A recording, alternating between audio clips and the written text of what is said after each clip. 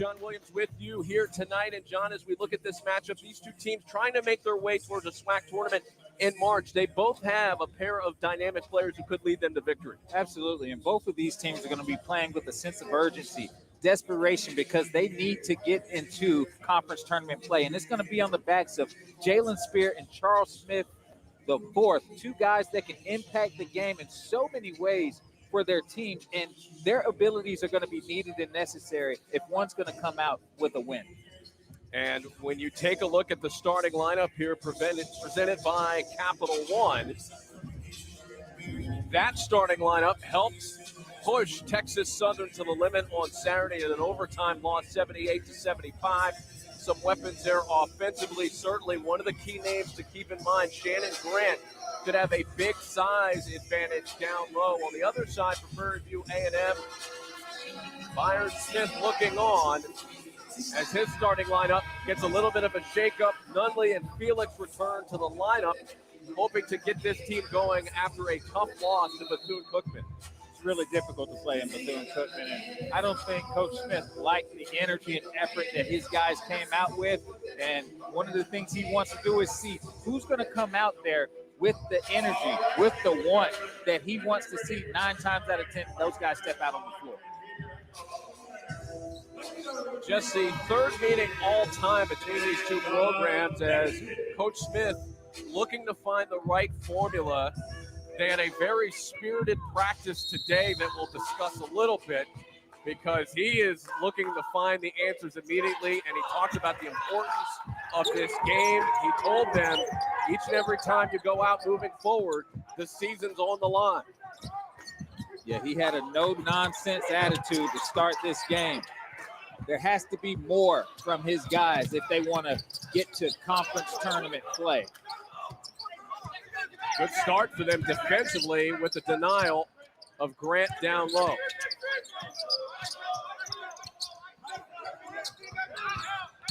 Smith looking to operate. The floater, no good from Brian Miles. Another dangerous offensive weapon for this team. There's so many weapons on both of these teams. They're going to try to utilize the matchups. Obviously, you can see that FAMU is trying to get the ball in the paint as much as possible because they have a size advantage on Prairie View. And Shannon Grant taking advantage of that size differential down low, 6'10", 300 pounds. And that is a load to deal with, John. Come on, man. You 300? You think it? Are you saying that's a program 300? Hey, man, they said 300 a while ago, man. He's probably about 315 solid. He could have been on the line in the Super Bowl. 49ers going to use him to keep some of that heat from the Chiefs off of Brock Purdy. 10 to shoot. Spear gets a look from deep. Got it. Elite ball movement from Florida A&M, who did a very good job of getting the ball inside out, really putting Prairie View on the edge of their toes where they had to be in recovery the entire time. The ball movement was efficient, which got Jalen Spear, who was always blanketed, the space that he needed to knock down a high percentage toe-to-the-line three. And Spear is certainly one of the notable names, as we talked about in the open. The other one, Charles Smith, at the line after the foul as he knocks down the first free throw. So, John, if you're Byron Smith, he's obviously trying to find some sort of happy medium between what the team does offensively, but then defensively, a lot of what they do, that's their MO, forcing turnovers, creating pressure, and he's been very displeased with that. Absolutely, and that's the thing. You got to keep the main thing with your program. And their main thing is getting defensive stops and creating a lot of offensive circulation from those defensive stops. Grant got closed out down low. Looked like he had an easy one. Good work defensively again by the Panthers. That jumper is good. This is where we talk about the speed of Prairie View. Obviously, FAMU has the size advantage, but Prairie View has the speed advantage. And even though Grant had that time, that gather, Prairie View was able to eat up the space very quickly. Hopkins giving Prairie View A&M a lead of 4-3. Down low for Grant, tries to save it, threw it away. Oh, he's down the that. floor. He is dunking that. With two hands from Devontae Hopkins. You saw me turn to the side. I knew he was dunking that. 6-3 lead. Defense becoming offense for the Panthers. Spear pounded. Mid-range J off the mark. Grant had a shot at the rebound, couldn't get it.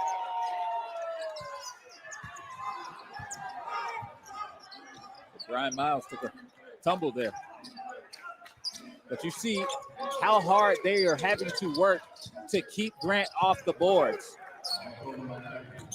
Eric pass by Miles. Spear gets an open look at a three again. Got it again. Two from Jalen Spear. So a couple of threes. He's got all six for Florida A&M. And that's what happens when the ball talks. When it's moving like it's supposed to be moving. When you get a great penetrating pitch action there. But you see how the momentum is changing between these teams. You see the jam right there, but then you're also seeing the offensive efficiency from FAMU getting themselves going and getting inside-out actions for high percentage threes with Jalen Spear. Three-man weave action to set up shot for Smith. He knocks it down, and it's a lead again for the Panthers. He's what I like to call a stoic scorer. Somebody who never gets out of sync, always even keel, and just finds ways to make high percentage shots look easy. Nunley. Hopkins will pull it. Can't get the roll as the rebound's grabbed by Keith Lamar. I love the pace of this game so far. Into Grant. And another steal.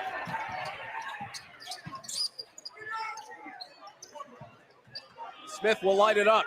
Connects. Charles Smith, the fourth, with a three, and the lead is at 5.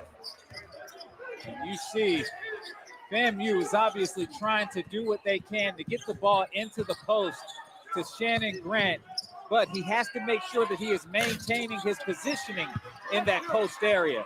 Right now, the speed of Prairie View in the paint is disrupting him. Great hustle there by Nunley to keep that alive. Smith will launch again. Off the mark. Miles was close. Nunley dives, and it will head out of bounds. Charles Smith taking care of business early, John. Yeah, showing his ability to spread the floor from three. Just picking his spots and doing it as stoic as he can be.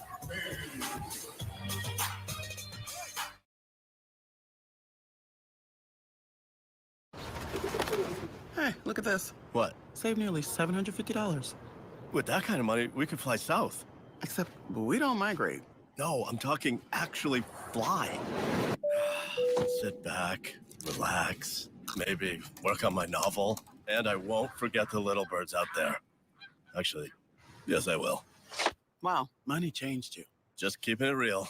Do people still say that? Switch to Progressive and you could save hundreds to spend on whatever you dream up. With so many choices on Booking.com, there are so many Tina Feys I could be. So I hired body doubles to help me out. Splurgy Tina loves a hotel near Rodeo Drive. Oh, Tina. Wild Tina booked a farm stay to ride this horse. Glenn Close? With millions of possibilities. You can book whoever you want to be. That's my line. Booking.com. Yeah. Designing an SUV for the electric age means redesigning what an SUV can be. Introducing Polestar 3. Designed to protect with advanced safety systems. To go farther with up to 300 miles of range. To look and sound like nothing else on the road. Polestar 3. The SUV for the electric age. Build and order now at Polestar.com. So how was your day, Liz? before the game started. He was coaching them hard, John, even before things tipped off. Absolutely. Challenging his guys, especially after a tough Bethune-Cookman loss. He wanted to make sure that he brought the energy with himself so that his team could reciprocate that. He said it, if you don't play with a sense of urgency, a sense of desperation, a sense of dog, then somebody is going to come out there and do it. You asked him what his non-negotiables were earlier today, and the first thing he said was effort.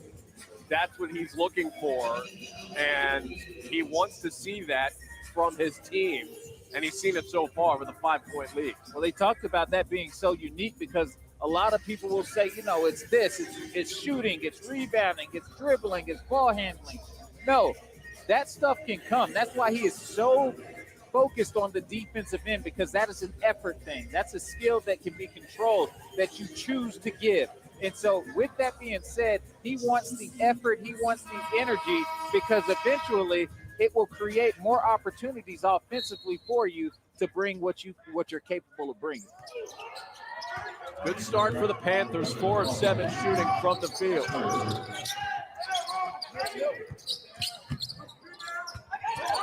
Spear looking for assistance. Turnaround shot up in the air. It rattles out, and a rebound grab by Miles. Felix does a split. Kept it alive, though. Kevin McGaskey into the game for the first time. Miles at the low block. Chapman rebound for the Rattlers.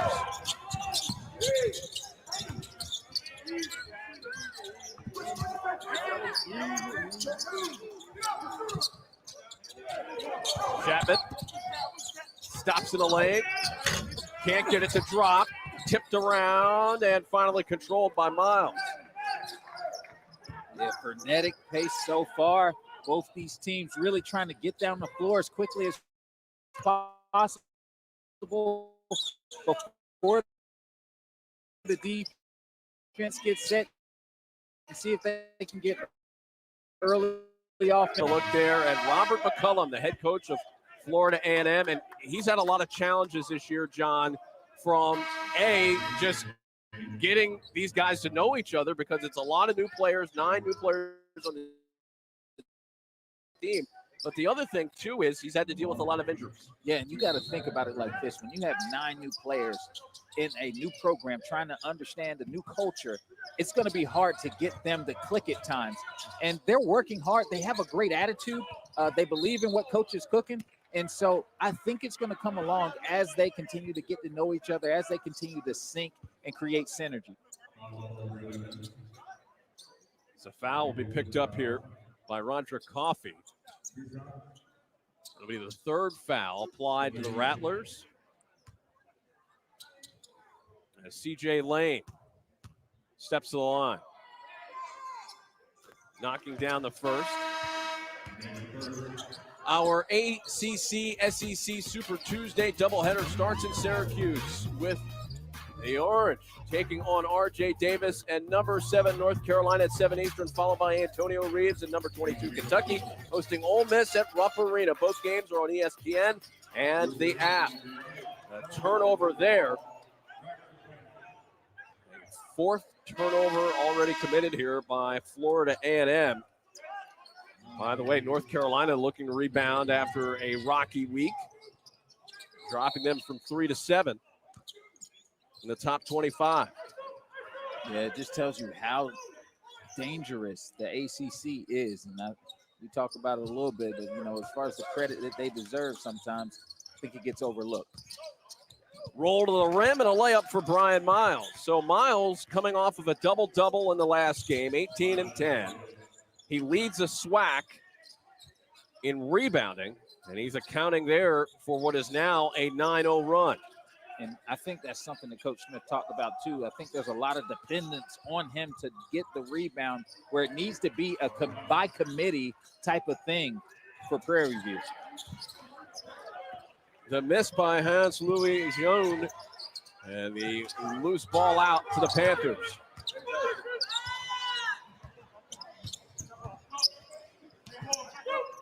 4 minutes since the last Florida A&M field goal. Yeah, they struggled to get themselves going offensively. And I think it can start with them getting in the open floor and running like this. Good tempo.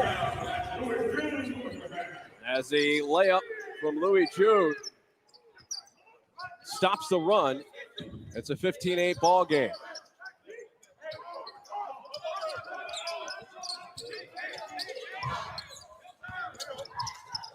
The pass by Smith. Missing the rim is C.J. Lane. Spear tried to squeeze that pass down low, and it's another turnover. Yeah, and that's a situation where if you're Jalen Spear, you probably want to take that out. It's too cluttered down there in the paint area to get something quick and run some high percentage offense. Go inside and out like they were going. Morel Schramm in for the first time with the face guard on. Ain't nothing like a good face guard. You never know what's going on behind there. I wore a face guard. I felt different. And that's not even my identity. I turned into Kevin Garnett, just talking crazy to people. The question is, did you wear it long after you needed to wear it? Yeah, I wore it after. Hey, they said you're good to go. At this point, I'm intimidating people. Basketball is a mental game as well. Corner three is in from Roderick Coffey III. And that leads to a timeout. Robert McCullum had a great chat with him as we take a look at what's cool in his office.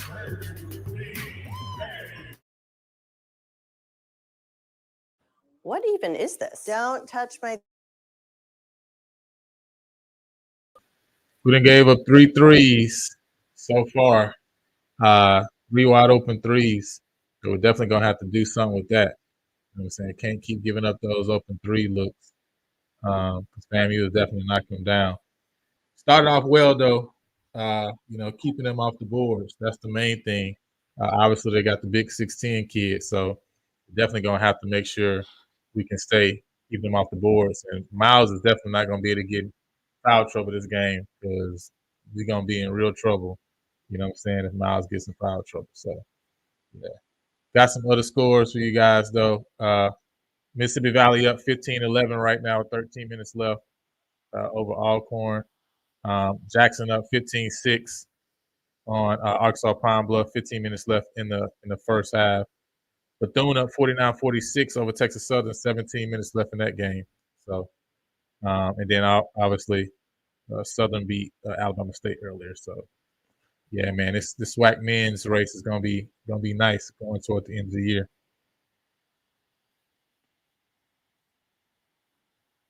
When I say going back to that matchup zone, yeah, Made with our we're gonna have to flavor, do something, man, just to keep them off the 3-point line. That's the thing, because obviously we're gonna have to trap down low, but man, we're gonna have to really, you know what I'm saying, get back. I'll pass on. You know what I mean, get our rotation Picture down. of my son and daughter. I go back full screen for graduation picture. So aside from that, the coolest thing in my office is a portrait I've had for quite some time, and it was a very famous painting by Ernie Barnes.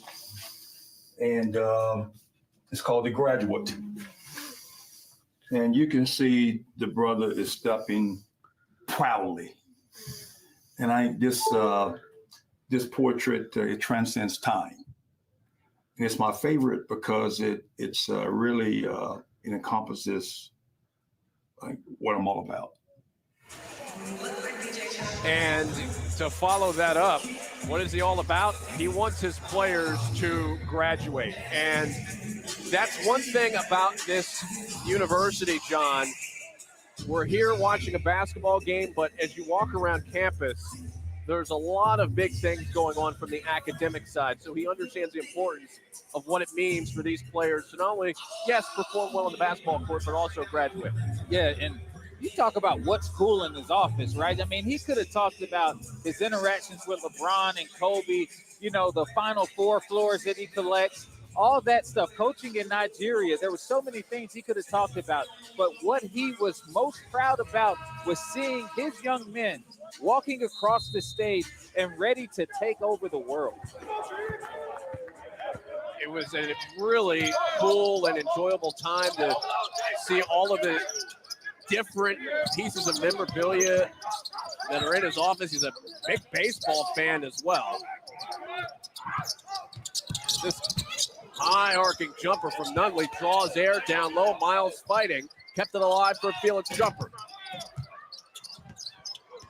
Good second effort by the Panthers, but it's off to Schramm. Now a three. Long miss, grabbed by Matthew Webster.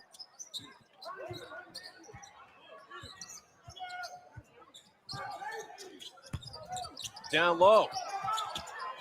Good action yet again as Miles got a piece there. Chase Bars could not convert, and now a steal on the other end.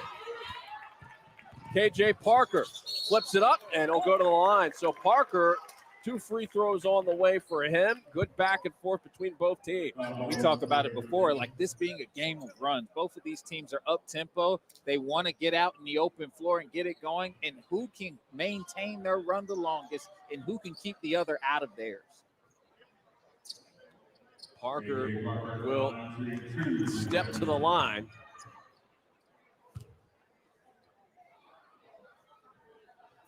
As he knocks down the first, our next NBA Wednesday doubleheader starts in Cleveland with Donovan Mitchell and the Cavaliers hosting DeMar DeRozan and the Bulls at 7:30 Eastern. Then Steph and the Warriors host Kawhi, Paul George, and the Clippers. Our coverage tips with NBA Countdown at 7 on ESPN and the app. Steph Curry doing it again over the weekend. Surprise, surprise. What a beautiful shot, though. My goodness. I mean, at that point, he was blanketed by 2 Suns, and you could just see the disbelief in Kevin Durant, but then also that's what he does. Miles connects on the jumper to extend the lead out to 5, 17-12. Where do you stand on the debate of whether he's the greatest shooter of all time? Listen, I think he is, but it's because of the era that I grew up in, right? Like those who argue against it, I can't argue with them because I wasn't around during that time frame to feel what they felt. Down low. And a hook from Shannon Grant. So Grant able to put that one home to cut it to a 3-point game at 17-14. That's one of the few times I've seen Shannon Grant be able to catch it, match the intensity of the defender that's guarding him, and be able to make a strong move. Dunwood. 7 to shoot. Hopping in is Hopkins. Had his shot contested, controlled now by the Rattlers. Parker going to work.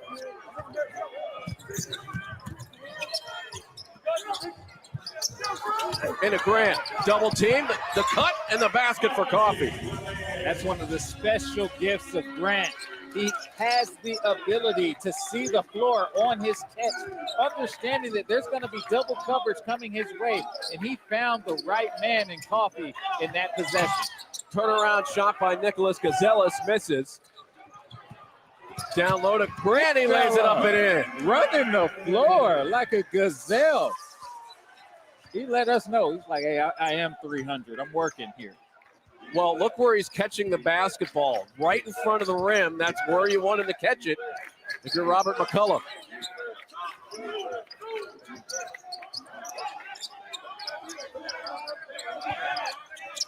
(10-2) run for Florida A&M as that size becoming a factor. Hopkins tries in the run. He throws up an air ball. You see Shannon Grant establishing himself in the post, holding the post up, but then also showing his passing ability by hitting Roderick Coffee for the layup. And then that last one where he ran the floor, all right, like a gazelle. I don't know, let's not say a gazelle, it's something that's elegant. Soft feet, he almost like tiptoed into that one. Giraffe, ostrich. Giraffe sometimes look a little clumsy. He didn't look clumsy there. He's got it again. 2 more. When you can establish yourself in the paint like that and really maintain the positioning, the space, and make it easy for just a simple duck in, drop step finish, that leads to high percentage basketball. You just have to hold the post. Miles missing. And again, Parker coming up with a loose ball. He'll try it from deep. Can't hit. McGaskey collides with a teammate. That's Hopkins barreling into the lane, and that leads to a foul coming up against the Rattlers. How about Grant going to work here, John? Doing a little bit of everything, just running the floor. We're going to figure out what spirit. What even is this? Don't touch my things, gross. Janice, when you bundle your home or renters with your auto, Progressive provides 24/7 protection for almost everything you own. But you really need my weighted hoop. It's for my snatched waist. It's my dog chase lounger. Foot treadmill. That's my Tuesday chalice. Purse that says purse. Hyperbaric oxygen therapy chamber. I can't live without oxygen. Solid gold coffee machine. Lake making kit. Really? Can Progressive cover that too? Yes, but... Hi, it's Janice. I'll take 5. Is my voice on TV right now? How long is it going to take? The hotel spa is the quickest way to get the wrinkles out. Trust. You can't stand the heat, huh? So how was your day, Liz?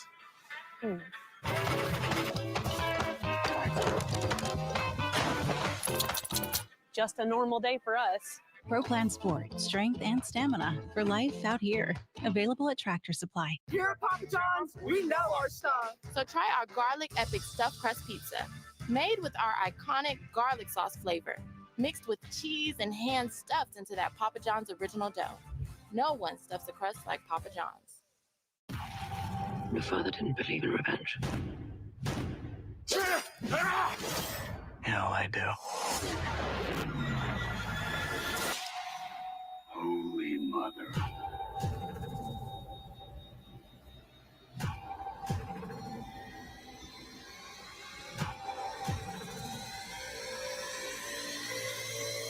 I'll show you the way.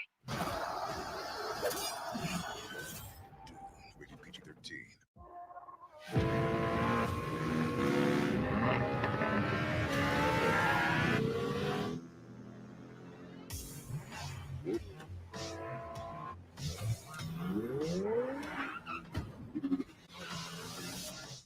At prominent businesses that maintain whites-only lunch counters. On February 20th, students from Florida A&M University and others from around the country held a sit-in at the Woolworth lunch counter in downtown Tallahassee. When they refused to leave, 11 were arrested and charged with disturbing the peace. Among those jailed were Patricia Stevens and her sister Priscilla.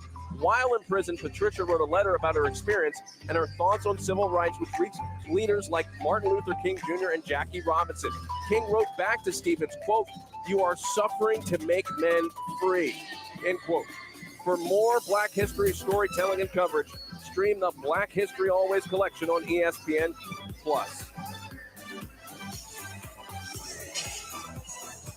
Three-point lead for Florida A&M. Derek Jones and John Williams with you tonight. As Shannon Grant, 6 points along with 2 rebounds as well. So here are a couple of things here. Sharing the basketball as well, but you have to manage his minutes, obviously, because of the size. Absolutely. And here's the thing, too. Because of all the things he brings to the table, he's not a one-dimensional guy.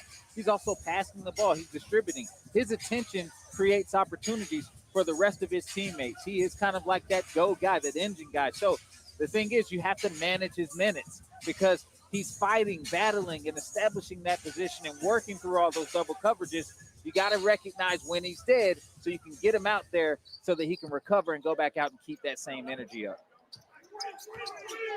And I'm thinking like a bison. They can. Okay. They're elegant. I'm with you there. That works.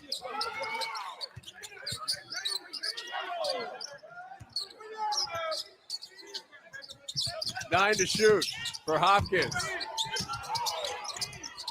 Gets it back after the miss and puts it in. You can definitely tell like the emphasis of Prairie View, obviously being a little bit smaller than FAMU. They want to try to find ways to score the ball, but sometimes you're going to miss. Hopkins goes up and lands hard. Shaken up Let me know when you're ready. after that hard fall.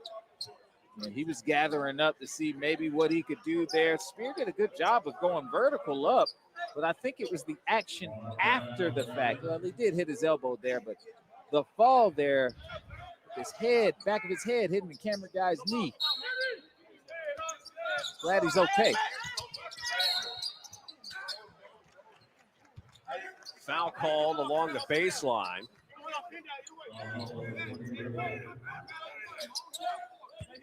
And again, it'll be against Florida A&M. Team foul number 5. And that's an easy offensive foul against Smith. He extended, knocking Schramm to the floor. Easy call. You can tell, like, Smith getting started early. FAMU made sure to put an emphasis on putting an excess physicality on Smith to make him have to work. Smith will take a breather. He's frustrated. But when you recognize, you know, this is one of the best players on the team, could be one of the top scorers in the conference, especially when he gets going, you have to find ways to disrupt him. And with him, a lot of teams watched him against Bethune-Cookman. It was the excess physicality that they were putting on him.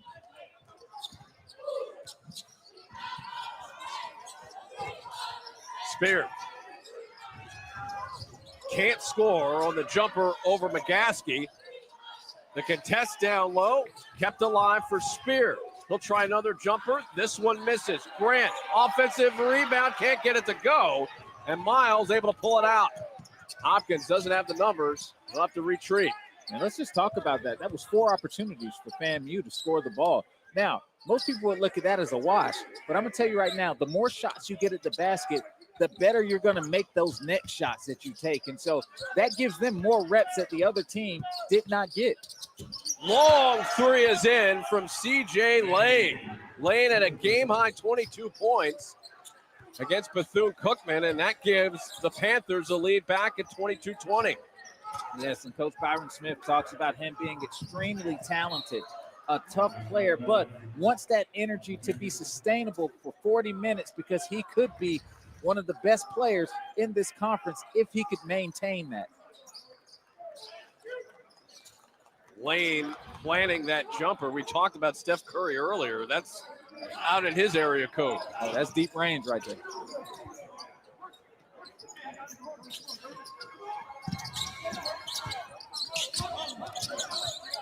Parker going to work. 10 to shoot. Shake and bake time. And he pushed off. He extended and moved Nunley all the way down towards the baseline on the dislodge. Yeah, I mean, if you extend that chicken wing just a little bit, all right, those referees are looking at that. Obviously, beforehand, Chris Smith doing a very similar move, all right? You got to make sure that you're calling it fair on both sides, and that's what they did there. If you're an offensive player, I mean, is there a subtle way to get away with that? I'd say I call it like the little shoulder shimmy. If they're on your shoulder, don't extend the arm, but make sure that you move that shoulder to create your space you need. 5.5 left to go, first half. Hopkins runs into a brick wall named Shannon Grant. Parker down the floor, and that ball gets blocked out of bounds. Good help in recovery by Charles Smith. Yeah, I've been impressed with Prairie View's efficiency is trying to be as big as they can in transition.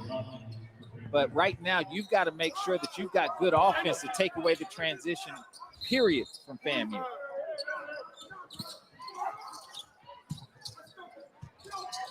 Into Grant. 3 players around him and a foul. That'll be picked up by Smith, who was there at the end, committing the infraction.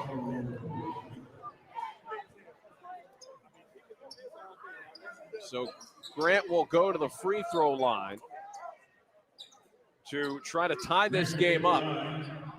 We'll talk about Grant, too. I mean, he is working extremely hard. You wonder, can he maintain number 40 minutes? The South Carolina women, the nation's only undefeated D1 team, highlight our ESPN Thursday basketball doubleheader. They square off against Rakia Jackson. And the Lady Balls in Knoxville. Coverage begins at 7 Eastern.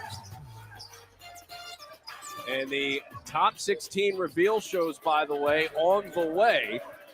Thursday, 6:30 Eastern on ESPN2, and then February 29th as well on ESPN2 as the three is knocked down as the lead extends to 4. And C.J. Lane continuing to show his range and abilities from the perimeter, but he's a 3-level guy. He can do a little bit of everything, and it's like a microwave. Once he gets going, it gets hot. All right, it's hard to cool him off.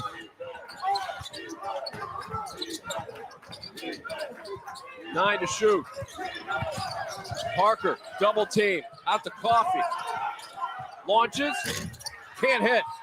A rebound for Miles. Game of runs. Now we're seeing Prairie View get going and try to get momentum in their favor.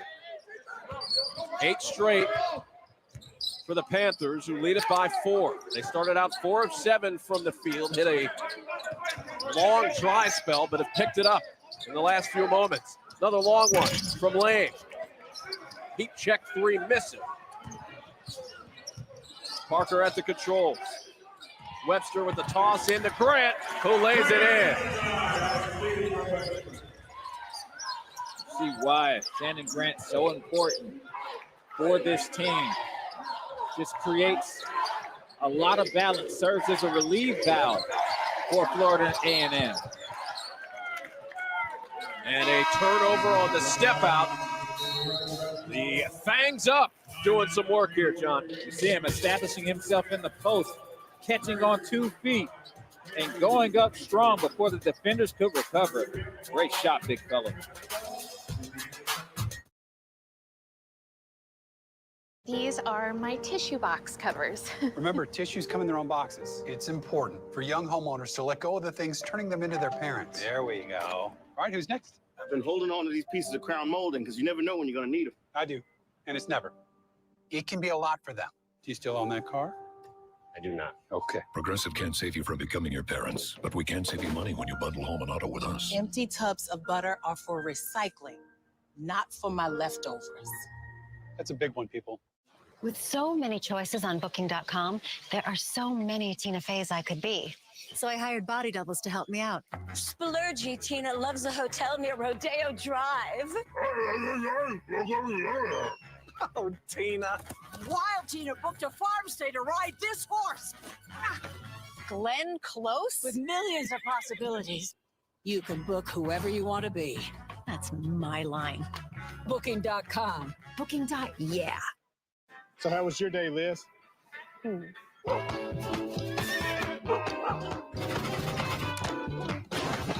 Just a normal day for us. Pro Plan Sport, strength and stamina for life out here. Available at Tractor Supply.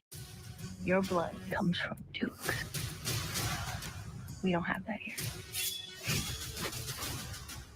Here, we're equal. Let me fight beside you. Reload!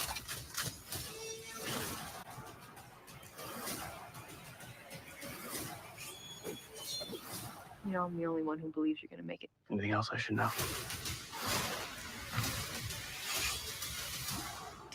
Rated PG-13. This evening, Florida A&M's women's basketball team in action against Prairie View A&M, and it was the Rattlers coming up with the 8-point win, 71-63, behind the leadership of head coach Bridget Gordon, a former Tennessee Bball, helping to lead the Rattlers to an 8-point win. Talking earlier to Florida A&M Athletic Director Tiffany Dawn Sykes, very proud of the women's basketball program, especially the fact that she has somebody like Bridget Gordon being able to lead the program, somebody who is a former Tennessee Vol, played under Pat Summitt, played in the WNBA. That's some great leadership. That brings a culture that you can't really replicate. And so great play for the Florida A&M Rattlers there. I mean, great play. And I'm glad that they get to kind of stagger it with the girls play first and then the men come second. And you get to see everybody and the fans support both. And on the other end here, how about Shannon Grant? Eating is good in the neighborhood for Shannon Grant. Yeah, I mean, he's definitely doing exactly what he needs to do, which is dominate the paint. You're playing with smaller defenders down there. You have to punish them down there. And what that does is that opens up the perimeter for players like Coffee and Spear, guys that can get going in a hurry. And so you want to keep giving him the ball and let your supplementary players get going on that perimeter. He poses a sizable problem for Florida. Double entendre. Well, yes. He presents a sizable problem for Prairie View A&M because the Panthers are one of the smaller teams in college basketball. They don't have a lot of size to contest Grant, who leads the team in scoring with 9 tonight. Coffee can't hit the three. The follow is good, as following up business is Matthew Webster. Talk about those second chance points. That's something that if you are going to be the bigger team, you have to put it to use.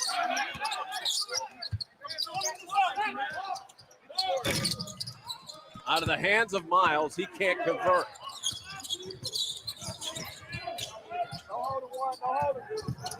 Just under 3 minutes left to go. Derek Jones and John Williams with you tonight as Grant losing that ball out of bounds after the run-in with Miles. Yeah, you see it right there. I mean, he's one of the few people that can blow through a brick wall there, and he did that because Miles is a strong guy. But with that being said, I'm glad the referees didn't call anything. He was like, hey, the ball's out on them. I'm like, hey, would you rather the foul or would you rather just get that turnover and stay in this game? Because he's been great for this program.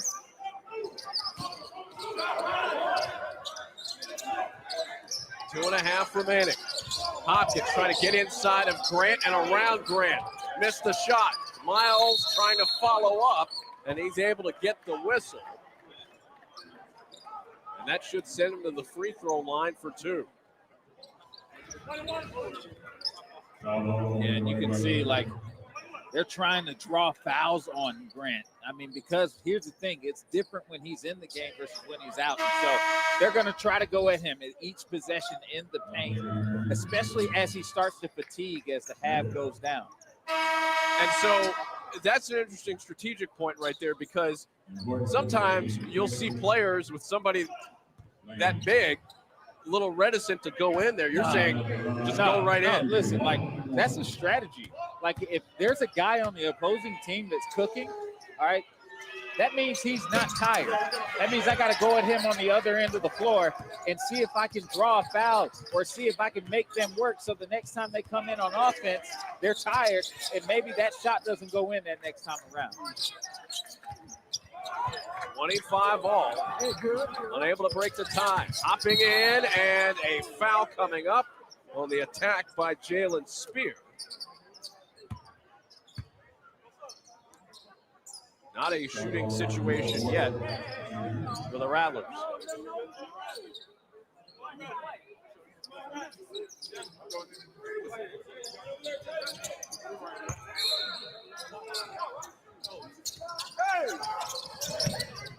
In a Coffee. Looking for Grant, instead has to kick to Spear. Spear crossing up, launching, got it.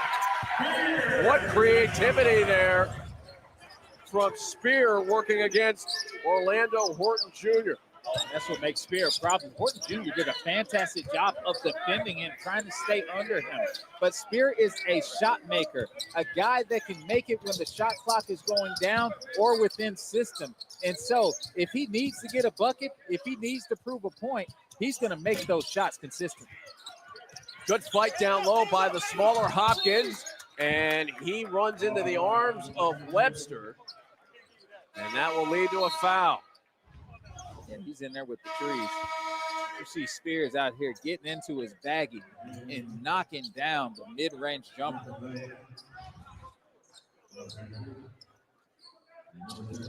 Check that. That'll just be a side out. No foul called on the play. Ball knocked out of bounds. Approaching 1 minute left to go. Half one.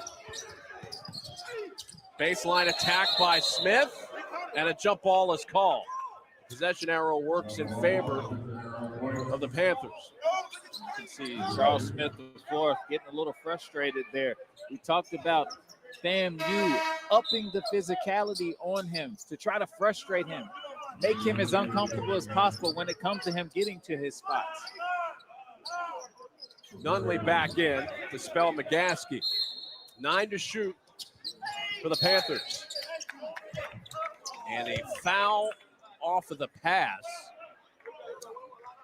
There'll be a hold and a 1-and-1. Parker called for the hold.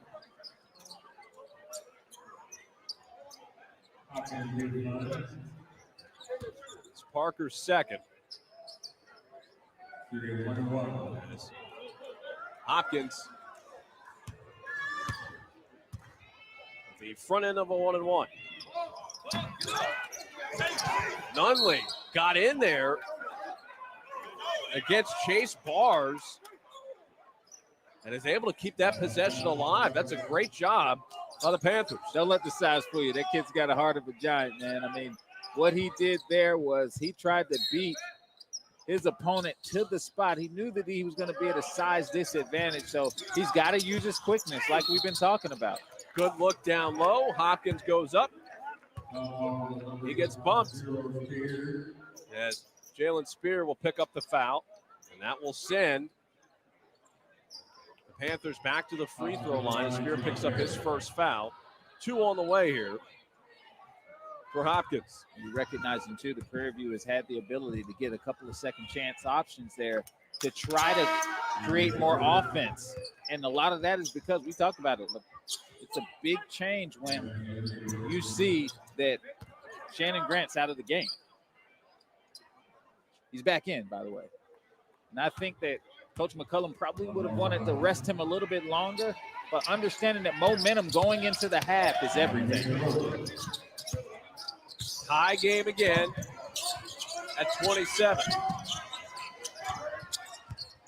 Spear trying to shake free of McGaskey. The kick to Coffee. His three off the mark. Rebound taken by Miles.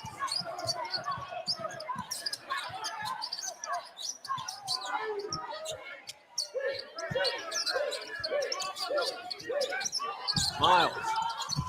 Nunley goes up, gets blocked by Grant. Down the floor for Parker. Parker lost the ball. McGaskey had his hands on it briefly. Nunley tried to dive and save for it.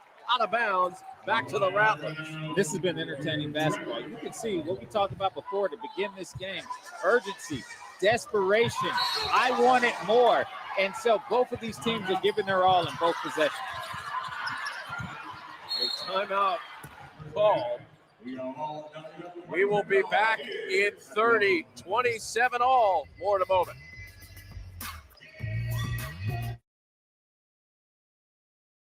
So how was your day, Liz?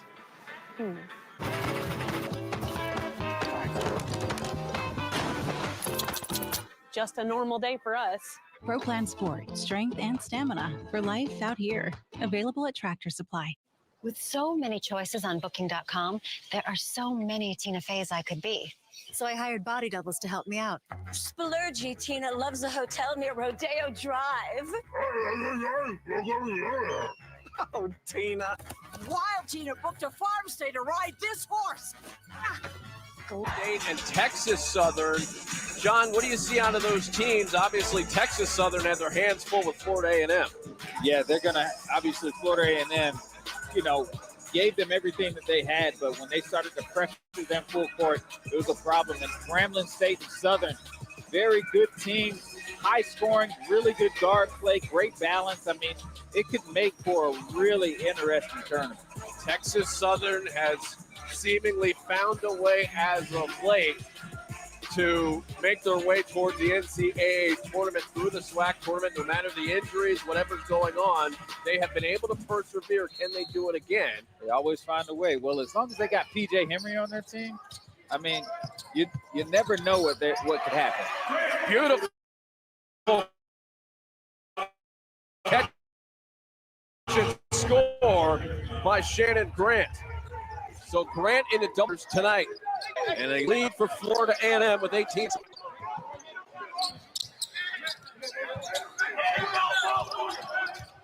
McGaskey down to 7. Nunley with 4, with 3. Gonna have to do something. Step back 3, no good. And that closes out the half. That possession a little clunky from Prairie View A&M to end half 1. A 2-point lead, 29-27, held by Florida A&M. Zubin Mehenti, Dallin Cuff, Sean Farnham are in our Bristol studios with a halftime report after these messages. This will be a gold mine of local intel, just you wait. Right.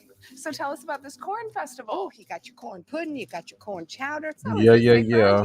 Sometimes. If the family of 8 were to need a So, cold plunge, where would they find y'all it? see down by They dip it 2 in butter and at bam, it goes right halftime. really to vampire bar like a Reverend. So down by 2 at halftime. Yeah, man, getting stagnant in the half court. I think that's been our difficulty. 2 things for me that I see. One, I mean, we obviously done a good job of keeping FAMU off the board, which is why we still in this game right now. But you know, we're always going to have a difficult time as long as we lean on Brian Miles to be everything for us from a rebounding standpoint and from playing inside. I mean, second leading rebounder on the team is Javante Hopkins, right? 6-foot guard. Like we really lack on size. That's going to be an issue.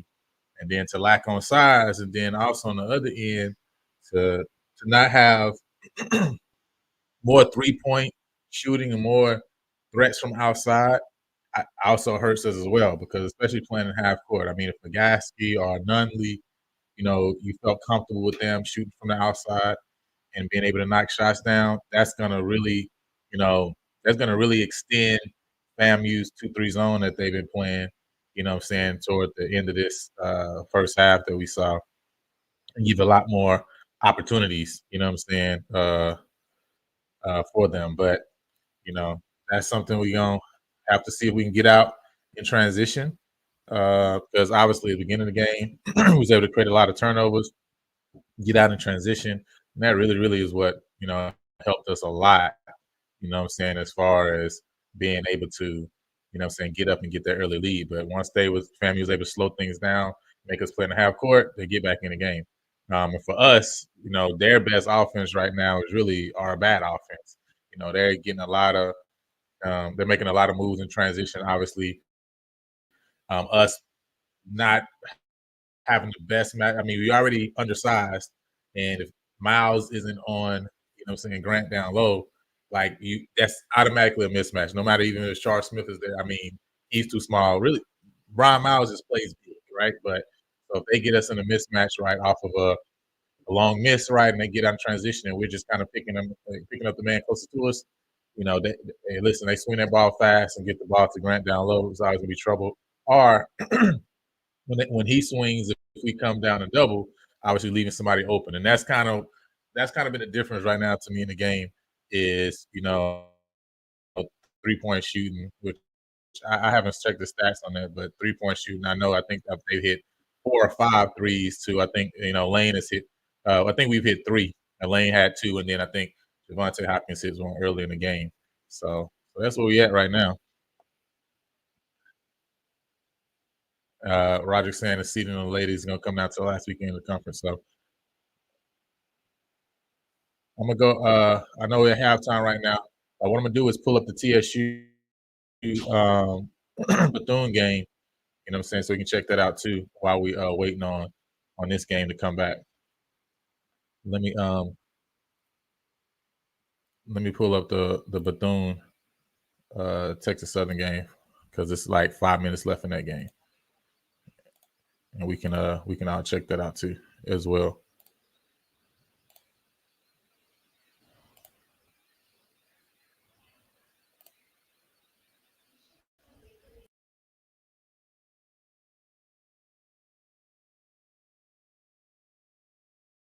For the Wildcats, Dyson has 2. Checking in on the Texas Southern foul trouble. Young has 3, Weisinger has 3, Carter has 3, Granger, Hunter, Craig, and Farouk both have 2. And now here's Cisse at the line. Cisse makes the first. He is a Lafayette, Louisiana native and a 2-time All-State performer at St. Thomas More High School. Started his college career at the JUCO level at LSU Eunice, a satellite school of Louisiana State University. Averaged 15.5 points his freshman year, then transferred to Indian River State, also a JUCO, put up great numbers there, then went to the D1 level at Incarnate Word, led the team in scoring last year, and now he's here at Texas Southern. So Harmon almost lost the ball and does. Cisse all alone against DJ, and DJ wins the battle and the war as he tips the rebound to Deshaun Dyson. Dyson ahead. Hetty. Oh, doesn't get it to go, barely, as this game is up and down and all around. Very fast pace. Wildcats in the middle of a 10-2 run. Henry step back good. Nice move there by Henry. Texas Southern keeping this one within arm's reach. Wildcats will take the air out of the ball all the way back near midcourt. I like the fact that Damani McIntyre is playing some crucial minutes here. DJ down low, rips through, open for 3, no good, and that's only the second 3-point miss for Dyson today.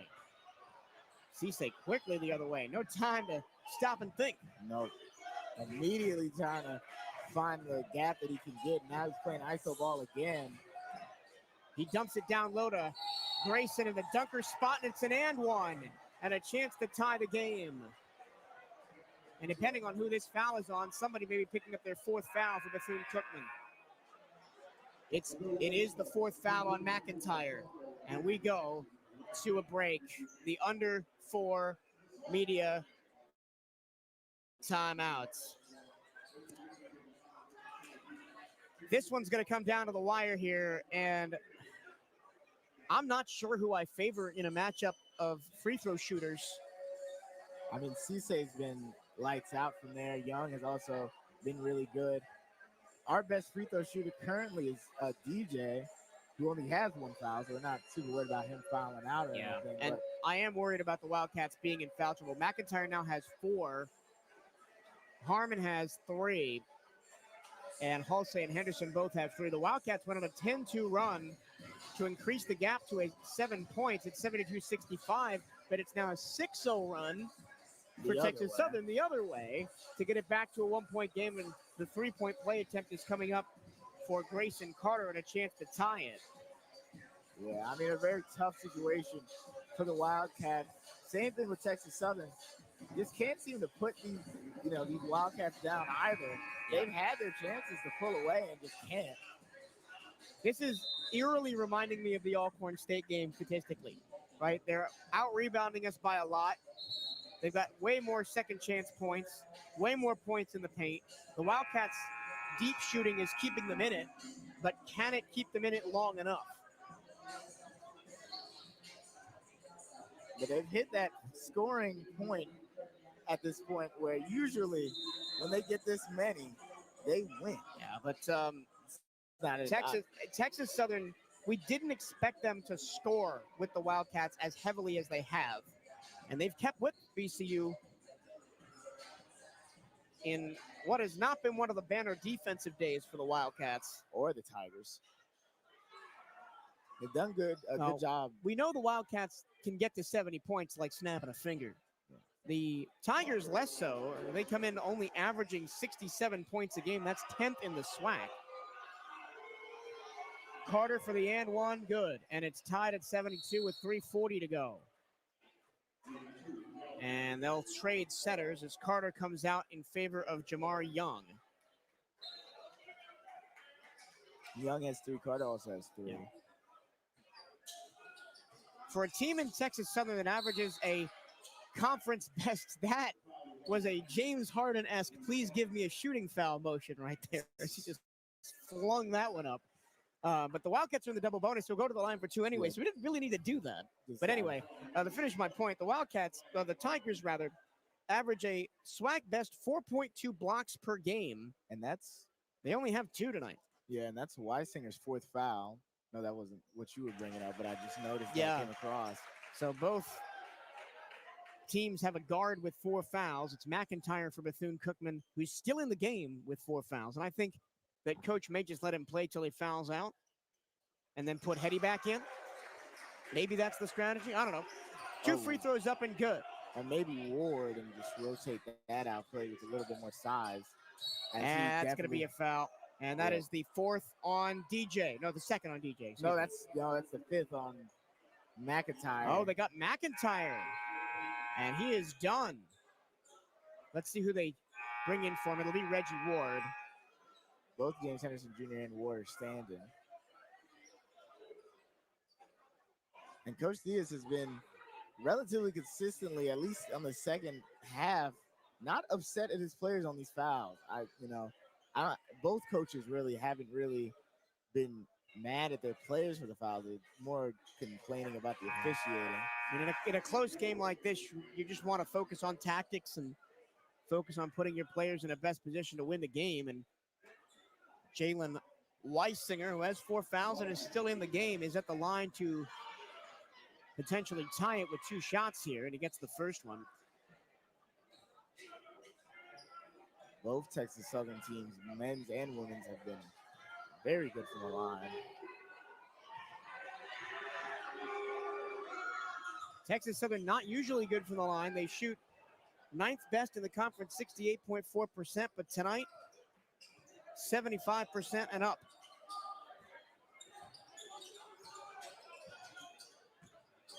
Harmon almost threw it away. Ward has to collect. Ward back to Dyson. 3 minutes left. Dyson dances, almost lost it, and he does lose it. It's in the hands of Colby Granger, and he is fouled. Just a tough possession. Dyson. And again, and a TSU player's down. And I'm going to say it. Another repeat of the Alcorn State game where down the stretch, the Wildcats had chances to win it and never got a shot because they kept turning the ball over. And they did it again right there. Yeah. Good defense on Dyson. And Texas Southern's bench wanted a review for a flagrant, and they will review it. I don't necessarily know what the flagrant be for. I mean, they reviewed one earlier for Bethune-Cookman for a similar foul on a breakaway. I think it is only fair to review this one. I think they will find that it's just a common foul. But again, you're giving a team that has been red hot from the free throw line more chances to beat you from the stripe. Especially considering outside of the free throw line, like beyond the arc, they've been not that good this half. They haven't been that good all day, 29% total, but just beating the Wildcats from the line. Both teams have led 7 times. There have been 8 ties. The Wildcats have led for 56% of the game, but not right now as Texas Southern has a chance to take the lead at the free throw line. As up steps Colby Granger. And if he hits both of these, he'll have tied his season high in points with the HBCU Classic game out in Las Vegas against North Carolina A&T. And now both teams are in the double bonus for the last 3 minutes. So it's going to be a lot of free throws coming up. Devontae McIntyre has already fouled out of the game for Bethune-Cookman. Weisinger has 4, and he's the second leading scorer for Texas Southern. And he is still in there, number 5. 1 of 2. Still a 1-point lead for Texas Southern.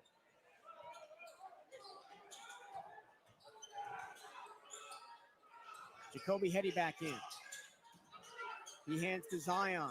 Texas Southern really pressing above the arc.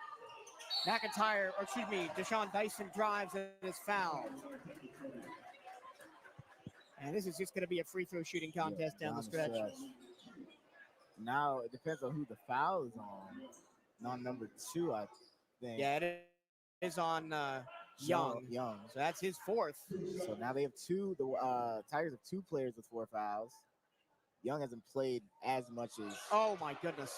More free throws missed for the Wildcats. Way below their season average from the stripe right now, and it's killing them.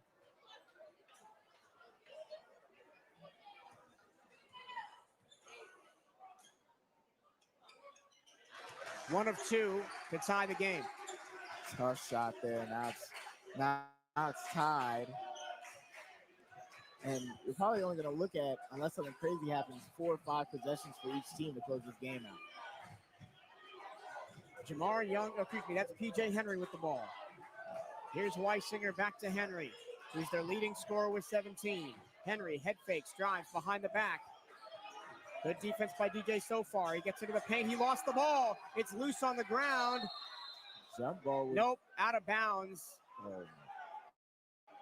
The Wildcats were holding it, or touching it at least, and laying on the out-of-bounds line. With 4 to shoot, Texas Southern will have an inbounds play, and Coach Jones calls his second timeout. Didn't call the jump ball. Obviously, somebody was on the line or something, because the possession area would have favored the Wildcats. Yeah, but there was 4 seconds to shoot, so with a baseline in, I think you've got to find Henry here. And it does kind of baffle me with the decision making that Cisse is not in. You've got 2 of your top 3 scorers in, but not Cisse. Yeah, I would put Cisse in. He's obviously had a hot hand tonight. Has done a great.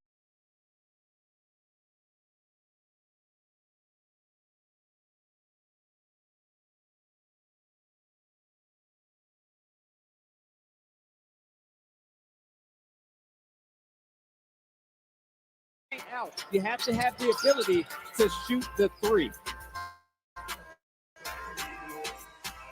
The Panthers trying to overcome a deficit here. Hopkins and Lane each with 8. Of course, Shannon Grant with a standout performance as well to help give FAMU the lead. A denial on the end. Parker down the floor, gets swatted by Hopkins. Wow. We talked about Hopkins. He has elite bunnies under him. I mean, he gets off the ground extremely quickly.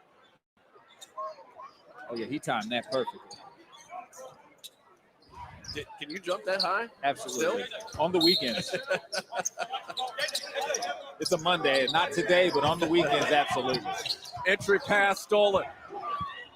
Hopkins back to it, and he got hit on the way up.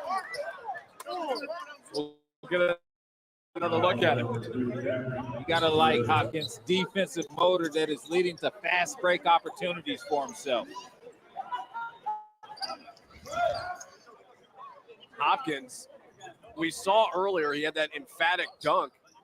He's only 6 feet tall, but that shows you the explosiveness of his hops. He gets off the earth quickly, I'll tell you that much. I mean, I saw him in warm-ups doing some insane things, and I was just like, okay. That's why I said that's a dunk. That's why I turned myself to the side on that dunk he had. Can't hit the free throw. Kevin McGaskey back in.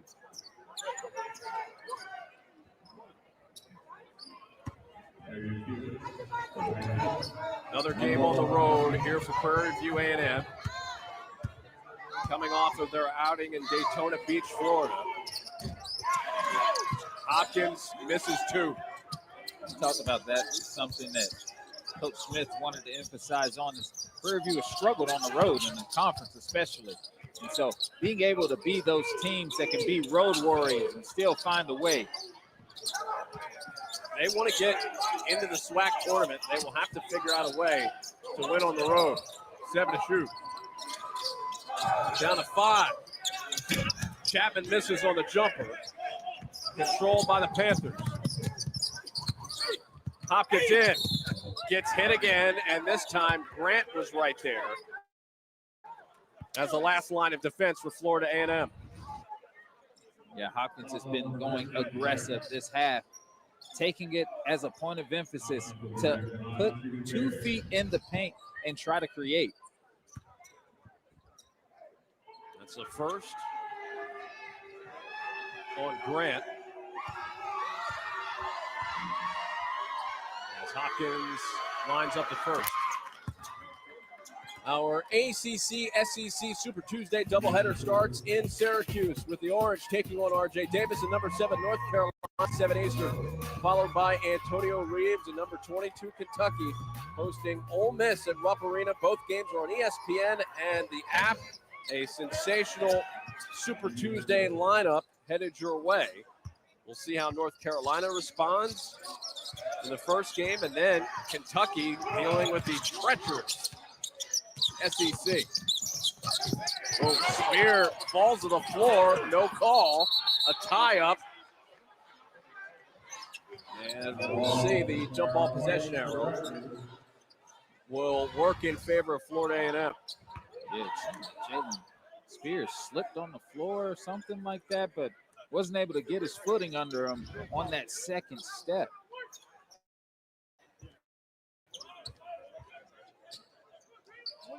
They tend to the floor. And you can tell this team, actually both teams, playing with that extra sense of urgency here. They know what this could mean in the standings and for the hopes of getting into the SWAC tournament. A steal by Smith, the flip to keep it alive to Nunley. Nunley on the run, gets the layup. That all started with Charles Smith, the fourth, sacrificing his body and getting up in the air. Knew that his landing wasn't going to be there. Grant down low leads to a foul. You see there, a lot of people don't go for this because they know that their landing is going to be compromised. He did not care and wanted to make sure that he got the ball out to his teammate for an easy finish. 6 steals so far for Prairie View A&M as a part of the 10 turnovers they've been able to force. They force opponents into 17 per game. Grant down low to the line. Shannon Grant, 2 coming up for him. Shannon Grant has just been such a difficult load down in the post. I mean, really just hunting for that positioning so that all he has to do is get a duck in and drop step and finish. And that's what you want. You don't want him having to catch the ball. And against Texas Southern, you'd see him catching the ball 4 feet outside the paint and trying to bag his way down. By that point, double coverage has come and you're out of your rhythm and out of your sync. That's the 3rd foul, by the way, against Smith, as Grant trying to find the stroke from the free throw line. He's averaging 10 points per game on the year, but his free throw shooting is suspect at best, shooting 55% on the year from the charity stripe. John, how about this release? It's different. It definitely doesn't look smooth. But you can definitely see Coach McCullum will probably work on that, especially when they get to the summer. Smith got underneath Grant, and a foul coming up. That will send Smith to the line. And Smith using that pump fake to get the positioning and put Grant into a recovery situation where it's going to usually end up in a foul, or you just allow the other player to score the ball. That's 2 on Grant as a result of the move by Smith. Smith averaging just under 15 points per game. I said to him before the game, besides Coach Smith, who has the best jump shot on the team? I said, well, wait a minute. He said, well, I do. Right. Yeah, he was not giving credit to Byron Smith, who was earlier today during practice. He hit, 14 corner jumpers in a row, and they didn't touch anything. Listen, I'm going to tell you right now, I mean, I love the young man's confidence. You got to say that. Like, if you're going to be a man that plays the game of basketball, you got to say that. But there's no way.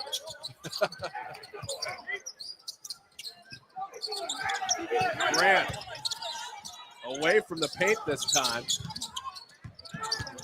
Spear with 7. Got it. Wow. Tough make from Jalen Spear. And definitely when all the attention has been on Shannon Grant in this second half, Spear has to show his ability to keep them honest.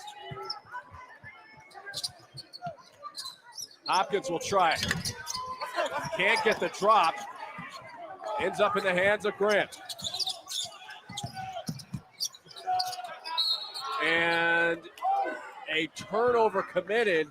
Chapman standing out of bounds. He was wide open. You see Spear being hounded there. All he needs is a tad of daylight, not even a little, just a tad. Give him that, and he'll make it work. A tough shot maker, Jalen Spear. He's helped cut this to a 2-point game. Lane fires it up from deep. Can't connect. Grant board.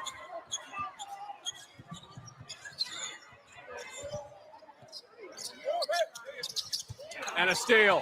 Easy read for CJ Lane. Lane can't get it to go. And let's see what the call is here. A lot of purple uniforms on the floor. You could have a foul. You could have basket interference. Yeah, that's what I don't know. I mean, I didn't know if that was on Spear for the box out. I mean, he's there inadvertently. I don't know if that's it. I might be just grabbing the rim, but you grab the rim in those types of situations, trying to crash the boards, and because you don't want to fall and hurt yourself. Robert McCullum was looking for an explanation there. It will be a foul. I mean, he did touch the rim with that ball still moving around, but foul is the call as Lane misses the jumper. Grant with a loose change.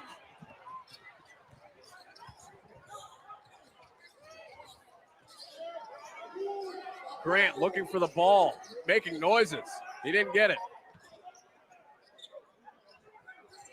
Spear steps into it. And a good control by Lane.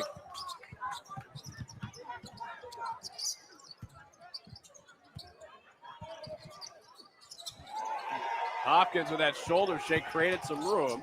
Gets it back. He'll launch. Got it. You put that much distance between you and another person. All right, you gotta let that go. Yeah. You gotta let that go. He gives the Panthers a 4-point lead. Parker trying to shake free of Horton. Misses the jumper. Smith with the carom. Hopkins down the floor inside of Webster all the way in. This second half has been all Hopkins, just really just imposing his will with his athleticism, speed, and quickness. 10-2 run for the Panthers. Webster surrounded. Good feed down low to Shannon Grant. Somehow Grant was left all alone. Yeah, I mean, I don't know why. I mean, especially, that had to be a blown defensive assignment for Prairie View. Biggest guy on the court. Got to account for him. He can't hide. But we did talk about the elegance of the Buffalo. They're just, sometimes you don't even know they're there. Miles at 7. Lane will fire.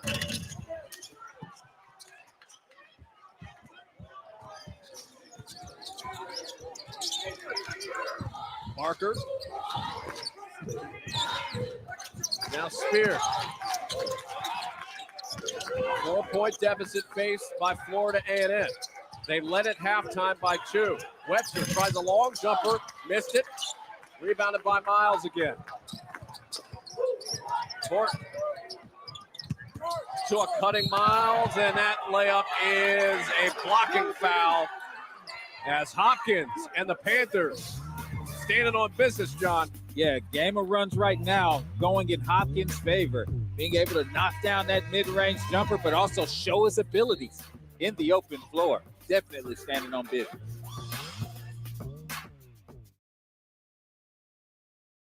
Huh. Internet's out. Want to hear a fun fact? Elbows are impossible to lick. I meant your own elbows. Switch to Xfinity because it's only live once. Hey, look at this. What? Save nearly $750. With that kind of money, we could fly south. Except we don't migrate. No, I'm talking actually fly.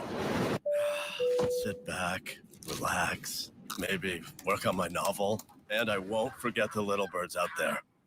Actually, yes, I will. Wow, money changed you. Just keeping it real. Do people still say that? Switch to Progressive and you can save hundreds to spend on whatever you dream up. With so many choices on Booking.com, there are so many Tina Feys I could be. So I hired body doubles to help me out. Splurgy Tina loves a hotel near Rodeo Drive. Oh, Tina. Wild Tina booked a farm stay to ride this horse. Glenn Close? With millions of possibilities, you can book whoever you want to be. That's my line. Booking.com. Yeah. Designing an SUV for the electric age means redesigning what an SUV can be. Introducing Polestar 3. Designed to protect with advanced safety systems. To go farther with up to 300 miles of range. To look and sound like nothing else on the road. Polestar 3. The SUV for the electric age. Build and order now at Polestar.com. Here at Papa John's, we know our stuff. So try our Garlic Epic Stuffed Crust Pizza. Made with our iconic garlic sauce flavor. Mixed with cheese and hand stuffed into that Papa John's original dough. No one stuffs a crust like Papa John's. Kroger always gives you more ways to save on top of our lower than low prices. And when you download the Kroger app, you can enjoy over $500 in savings every week with digital coupons. Brewer Ken Houston, a member of the Pro Football Hall of Fame, Zelmo Beatty. Some historic names, and SWAC Commissioner Dr. Charles McClellan, who is also Vice Chairman of the NCAA Tournament Committee this year, of course, standing with Deion Sanders there.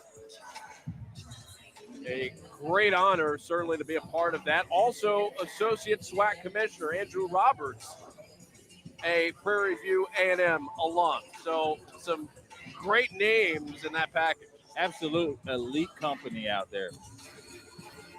And how about, speaking of notable players from Prairie View A&M, how about Javante Hopkins here, John? Oh, yeah, Hopkins started the game out with an emphatic dunk, and that just led to his play moving forward, getting to the lane, getting paint touches on a consistent basis.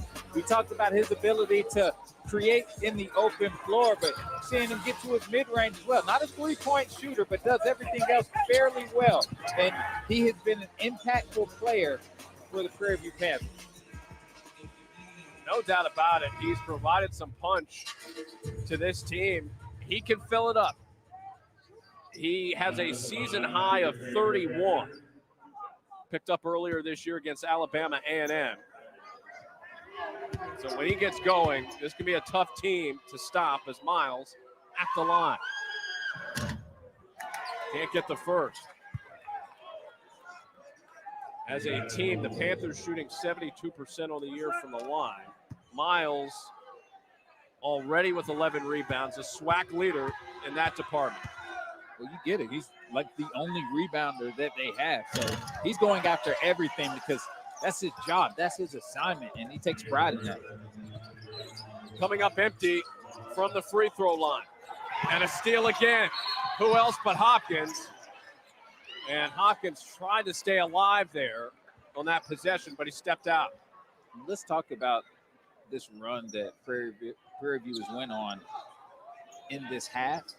And a lot of that is because of the full court pressure that they've started to put on FAMU, which the last 3 games, they've struggled with that.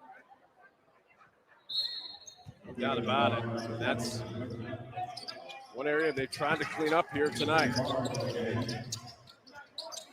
3 steals already for Prairie View A&M here in the second half. 10 for the game. The 3 by Spear. Thought maybe he got fouled. A block instead. Just over 6 minutes gone by, second half. Derek Jones and John Williams with you from the Lawson Center. in Tallahassee, Florida.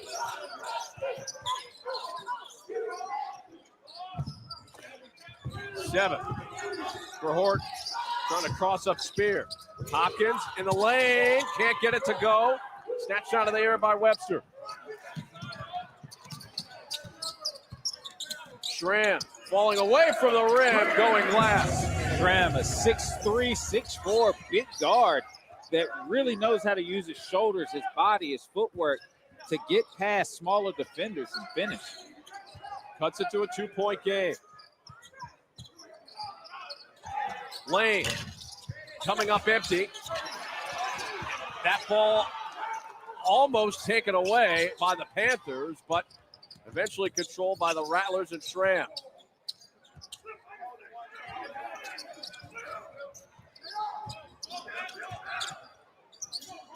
Webster, now Schramm. In the Spear, nearly stolen, and now it is. Ahead to Hopkins. Hopkins, nice speed down low. The block on Miles. Good defense by Florida A&M. And FAMU are trying to get themselves in open floor situations. They've struggled in the half court against Prairie View. Wild shot by Jalen Spear. Now he's behind the play. Hopkins, pull up. Money. That has been the issue. I mean, we talk about Shannon Grant's impact in the game. He especially helps FAMU when they are in the half-court sets. It's hard for them to get offensive circulation without balance offensively. What I mean by balance is you can't just be efficient outside. You also have to be efficient inside. 4-point lead for Prairie View A&M. When we return, Robert McCullum talks to us about his Final Four memories.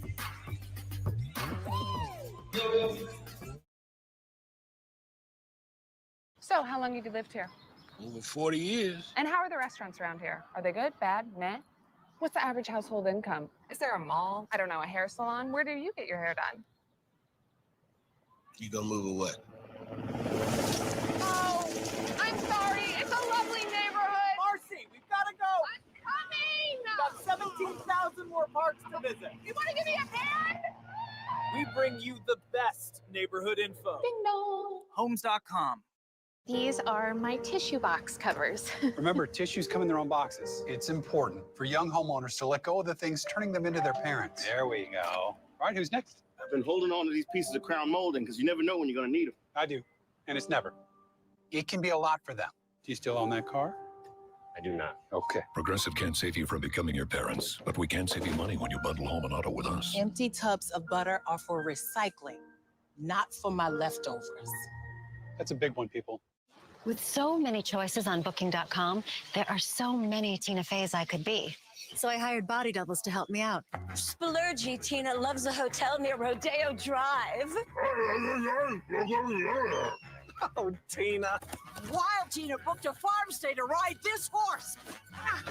Glenn Close? With millions of possibilities, you can book whoever you want to be. That's my line. Booking.com. Yeah. Here at Papa John's, we know our stuff. So try our garlic epic stuffed crust pizza, made with our iconic garlic sauce flavor, mixed with cheese and hand stuffed into that Papa John's original dough. No one stuffs a crust like Papa John's. So how was your day, Liz?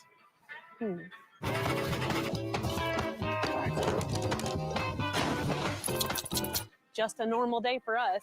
Pro Plan Sport, strength and stamina for life out here. Available at Tractor Supply. Dear Wildlife, when we were young, I have a court. I have a replica of a court. So every year at the Final Four, this is the one item that I bring back. Because a replica of courts, and I guess the rest of them are at my home. How many of them? Do we have here? I missed one Final Four. So it was my first one in '78. The only one I missed, and you're gonna ask why? 7 to 9, Vert Magic, Salt Lake City. Exactly. It's the only one I missed. And so, from 1980 consecutively, I have not missed a Final Four. So. What a collection of memorabilia he has in that office. And that Final Four court that he's been able to collect over the years, that's pretty cool. And remember, he was on the Oregon staff that made it to the Final Four in 2017. Absolutely, but I will say that Magic versus Bird thing, it's got to sizzle in your spirit. It has to. That's crushing. Right. Of all Final Fours. Oh, my goodness. That's I've watched it on Classic so many times. Beautiful. 4-point lead for Prairie View A&M. More in a moment.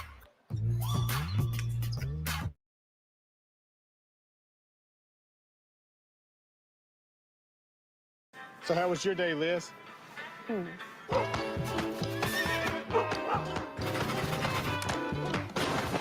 Just a normal day for us. Pro Plan Sport, strength and stamina for life out here. Available at Tractor Supply. You know, Peyton, seats at the hotel pool are a lot like seats in the game. We have VIPs, we have fair weather fans, and the bench. Well, who sits on the bench? Not me.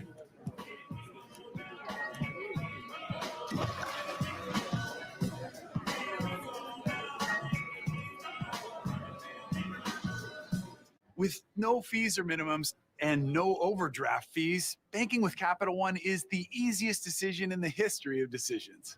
Even easier than this.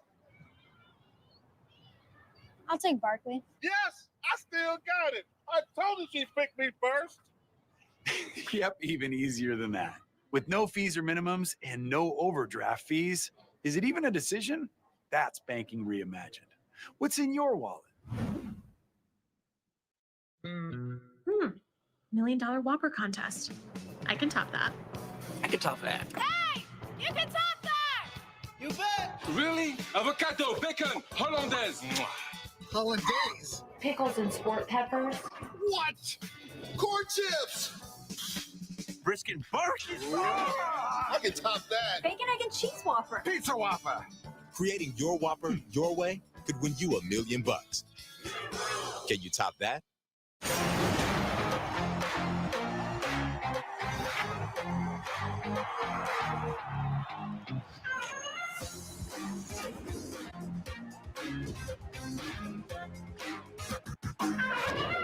The legendary Harlem Globetrotter Althea Gibson, the Grand Slam champion on the tennis side. Bob Gibson, Bullet Bob Hayes, as Hayes, one of the tremendous standouts in football. The Hawk, Andre Dawson, as well. And, of course, when you talk Harlem Globetrotters, the Jet.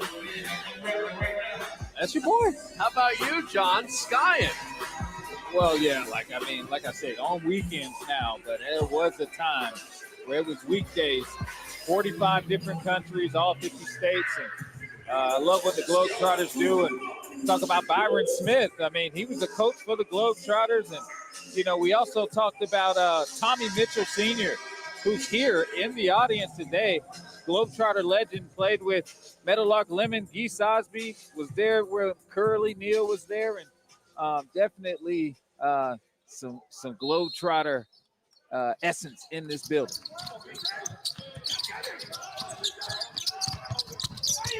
Oh, an offensive foul coming up. That'll be against Roderick Coffey III. We talked about it, that chicken wing extension, man. They're calling that. And that's number 2 on Coffey. I mean, how difficult, going back to the Harlem Globetrotter stuff, how difficult was that to do for you? I mean, it's a little different skill set. It definitely is. It was procedural. I'll say that much. I mean, it was every day you're working on getting a little bit better. They teach you the bare minimums, and you continue to grow with all the antics and all that stuff as you get used to it. But you play so many games. We talked about reps in this game, like second chance, third chance points. You get more chances to score the ball. It's the same thing with them. The more reps you get, the better you get at it. Ryan Miles adding to the lead. It's a 6-point advantage for Prairie View A&M.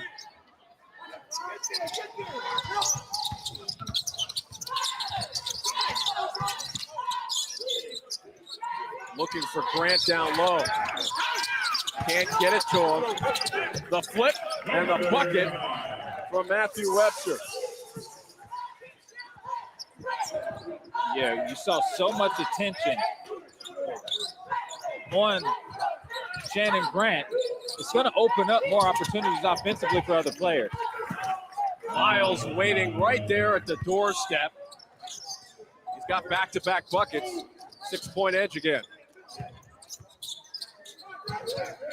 Schramm knocks down a long three. They needed that. And that is huge. But Schramm noticed that his man was trying to prevent the post-entry pass from him on the catch, that he knew that he was going to have a wide open three there.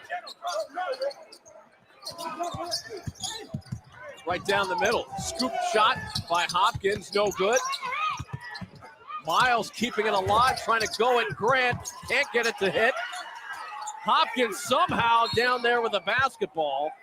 And now Prairie View A&M will get a chance here to keep this possession alive somehow. Yeah, and you see that the little guys are getting active on the boards.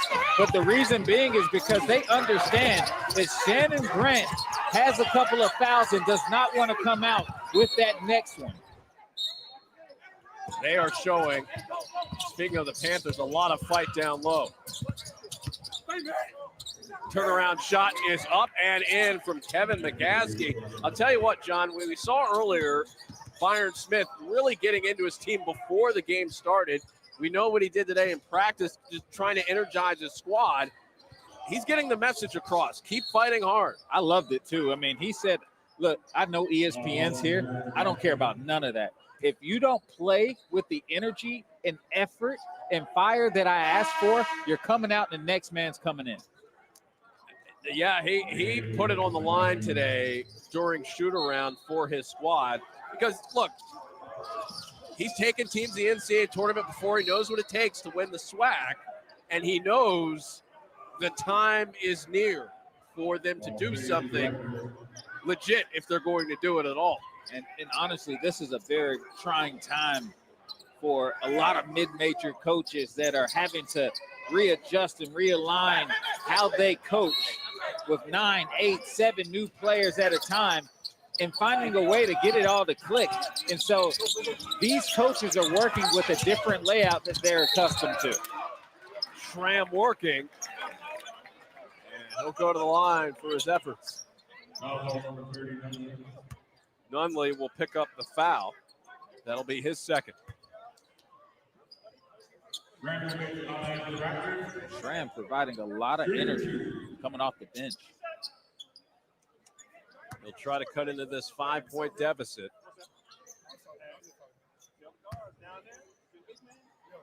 And he can't get the first. What a college basketball Saturday we have for you on ESPN. The games tip off at noon Eastern. These are the featured matchups. Number 9, Duke and Florida State are at 2 Eastern. Then it's number 6, Kansas and Oklahoma. And finally, number 22, Kentucky. And number 13, Auburn square off in a sonic blockbuster. Should be another great afternoon of hoops. 1 out of 2 for Schramm.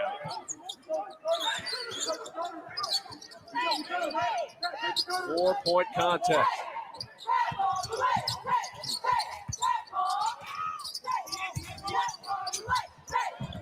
Miles can't get that one to fall home. Down the floor for Grant, interrupted by Hopkins. Yeah, Hopkins is all over the place. We talked about Grant being able to run the floor extremely well for his size, and Hopkins recognizing that.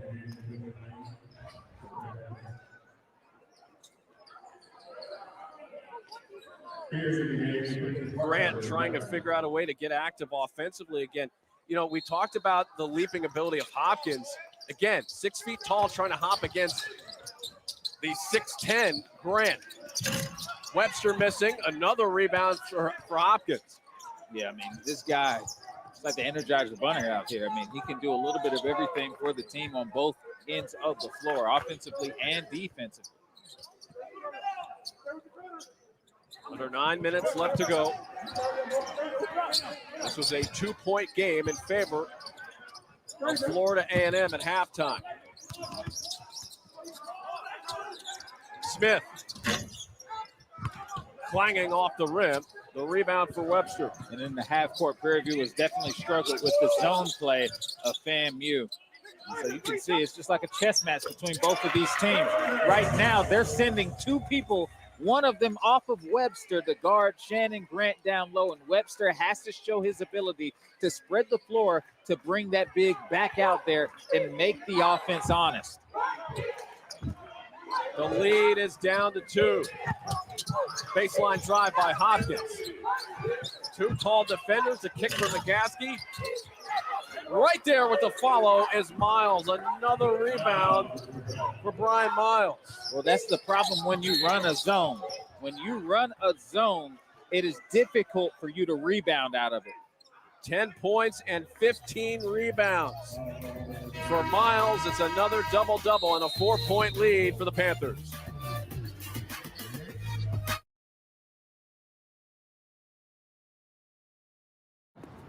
Question. What would you get with almost $750? Easy. I'd buy a smartwatch like that guy.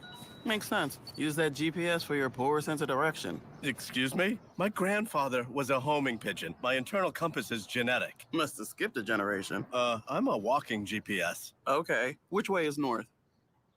Okay, that's up, not north.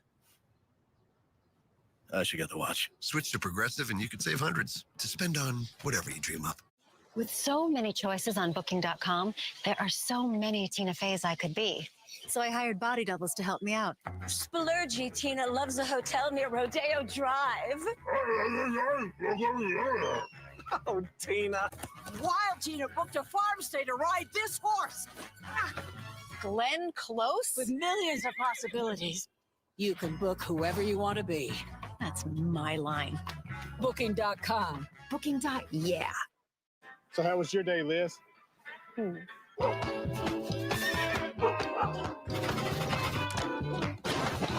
Just a normal day for us. Pro Plan Sport, strength and stamina for life out here.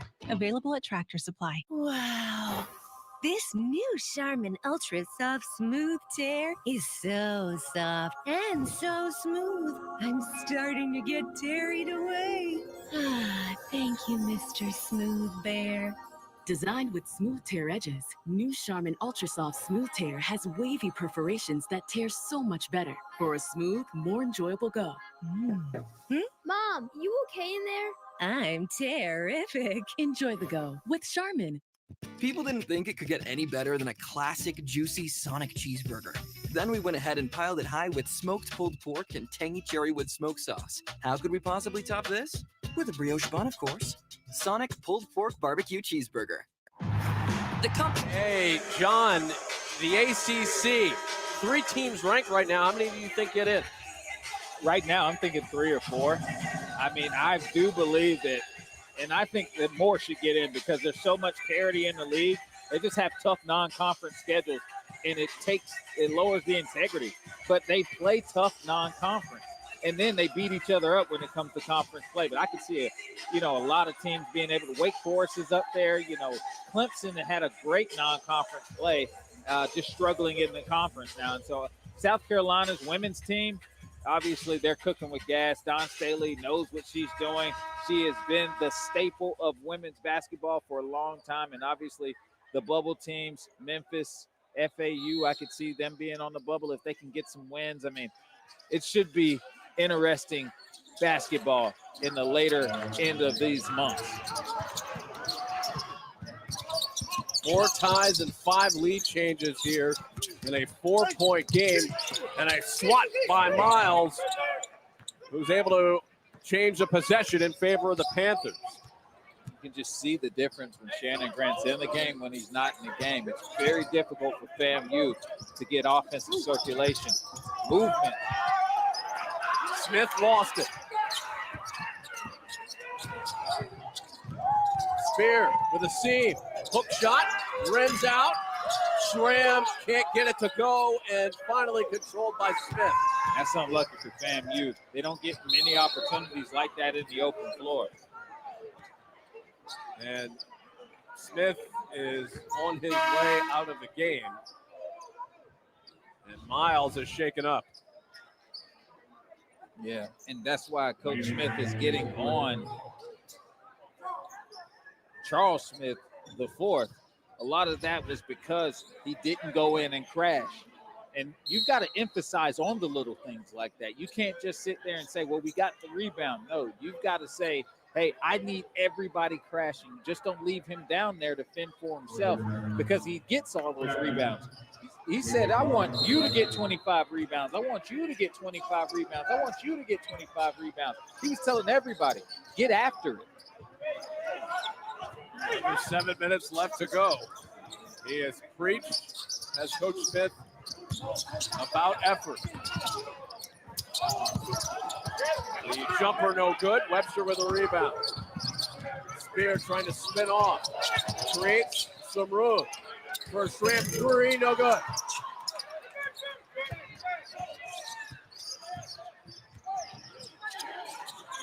Smith.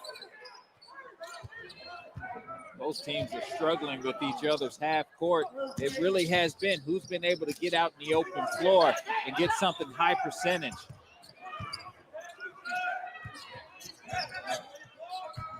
Seven to shoot to the foul line for Lane. Lane spins away from Webster and gets the shot to go. Oh, CJ Lane with the Kobe spin. Beautiful move. Lane now with 10 and an offensive foul. That chicken wing popping up yet again. I don't know. That might have been a drumstick. He extended all the way there. There was no bend in that.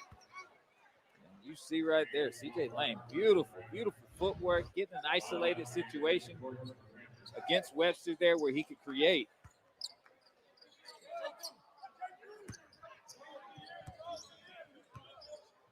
This pace well off the scoring averages of both teams. The Panthers averaging 71 points per game. The Rattlers at 68 per. In a defensive chess match, to say the least. Lane now with 12. We talked about it. He's got the microwave game. Really can get hot and going quickly. Missed a few at the beginning of the first half or second half, but starting to find his way. The three is knocked down to cut it to a 5-point game as the Rattlers able to tighten things up here with just over 5 minutes left to go. You can see Coach McCullough putting Shannon Grant on ice just for a little bit to give that energy that he needs from him in the final minutes of this game. Hopkins missing off the back of the iron. Spear not able to knock down the elbow jumper as Webster is fouled in the paint. Webster has provided some great minutes for FAMU. Normally not one of the main guys that comes in and plays, but with the injuries that Coach McCullough talked about, several players out. One of their imposing big men, Eatman, is out with a wrist injury. He'll be out for the rest of the season, I believe. They've missed his presence. He's a team leader in block shots. Down low. Webster to feed to Chapman. Chapman stuck. Under 10 to shoot. Spear gets a step. Down to 2. Down to 1. The launch and the bucket.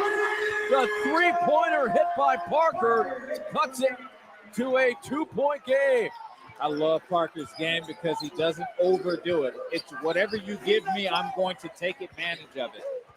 If you give him the three, he'll take it, he'll make it. You give him the drive, he'll take it, he'll make it.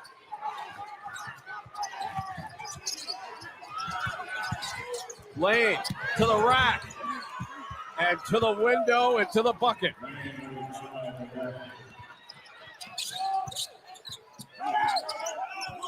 A lead of 4.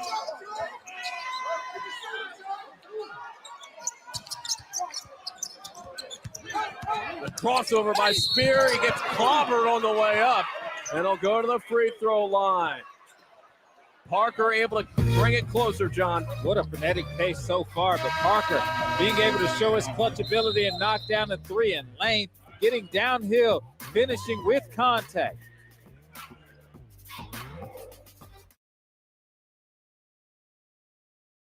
So how was your day, Liz?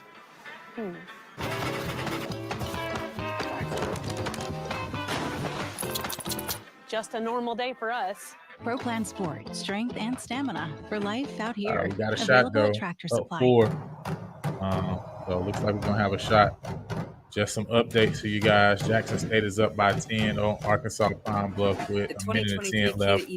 Alcorn State up 15 over Valley with a minute left. And Alabama A&M still up by 10 right now, 51-41. 2 minutes and 37 seconds left in that game. Graham, if it continues that way, that'll be their third SWAC loss of the season. They'll move to 8-3. Alabama A&M will move to 5-6. So I just didn't know how it would work. definitely gonna have a bunch of teams bunched up at 6-5/5-6. So you know, from that basically 5 to 9 spots. I love the fact that I can go into any Walgreens and deposit cash for free. The best thing about Chime is being paid up to 2 days early. As the budgeter in the family, I want to know where our money is, how much is being spent, and knowing those numbers is really important. Join me on Chime at chime.com.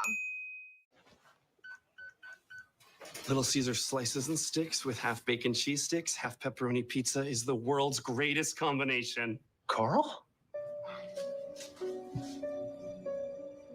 What are you doing here? You're picking up for a friend, right? I'm sorry, PB&J. Prairie showing his ability to shoot the 3 from deep on a consistent clip and get hot from there instantly, but also his ISO ability. You see there the Kobe spin, finishing at the basket and also getting downhill, finishing with contact. He has been that bright spot offensively for the Prairie View Panthers. Air fryer. Air fryer. I like it. Hey, man, no grease needed.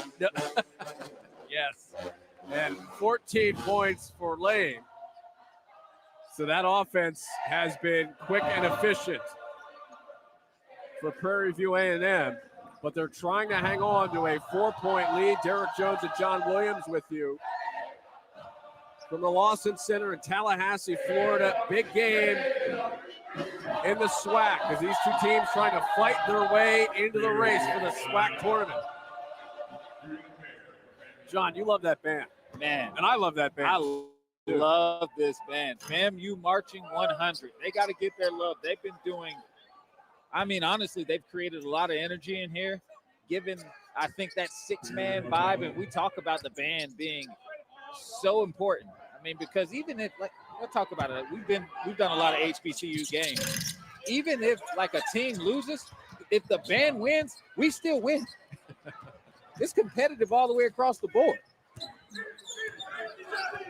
Florida A&M not able to cut into the deficit from the free throw line. Lane will pull it. Got it. It's big, man. Talk about it. These air frying folks out here, man. 16 points for the air fryer and a 6-point lead. Cutting to the rim is Chapman, and he lays it in. Chapman, by the way, one of 2 players in this game with 4 fouls, so he's trying to play with foul trouble. It's a 4-point game.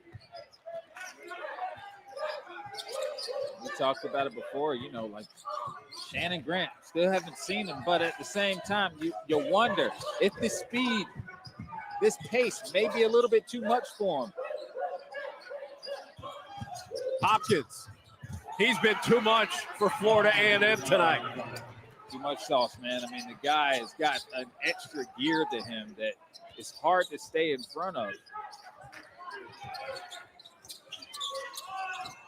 Spear, the runner. And it ends up in the hands of Miles. Another rebound for Brian Miles. 17th board of the night. Yeah, Miles has been everywhere, and he's had to fight extremely hard. Coverage of multiple post players, trying to establish himself offensively. Been hard, though. Lane with too many steps. 6-point lead here for the Panthers, and Hopkins taking care of things here for Prairie View, John. Yeah, he's such a physical offensive player. Normally you're physical on defense. He looks for the smoke on offense and creates contact and then creates space from that contact.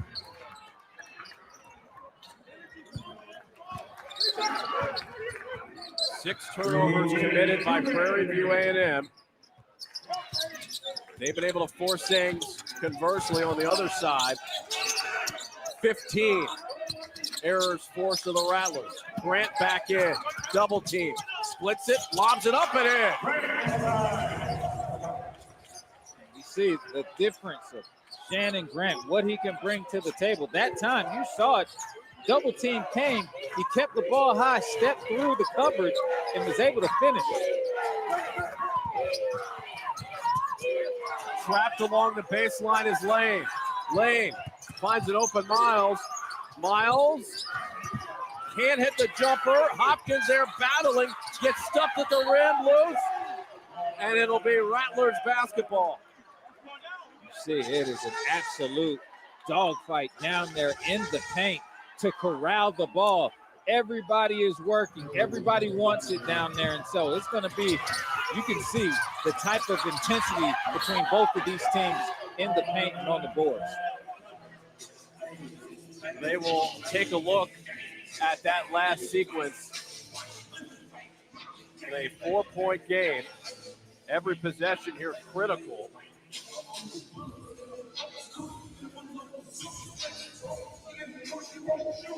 Let's see. Yeah, man, I can't tell if Webster kind of hit it with the backhand on the way out, but then it looks like, I can't tell. Needs to be conclusive to be overturned, obviously. And we'll see if they have enough evidence to overturn that call. That ball was all over the place on the way out of bounds.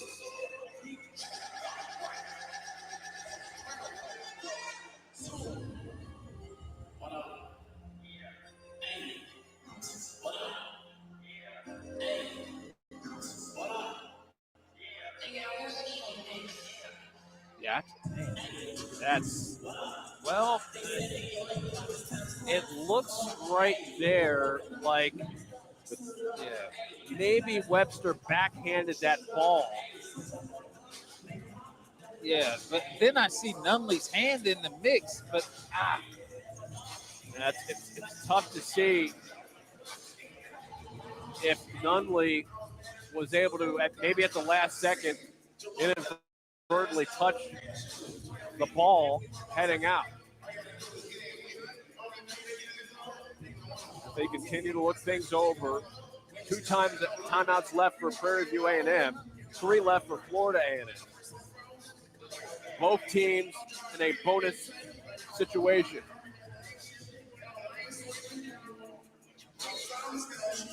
And it will be Rattlers basketball.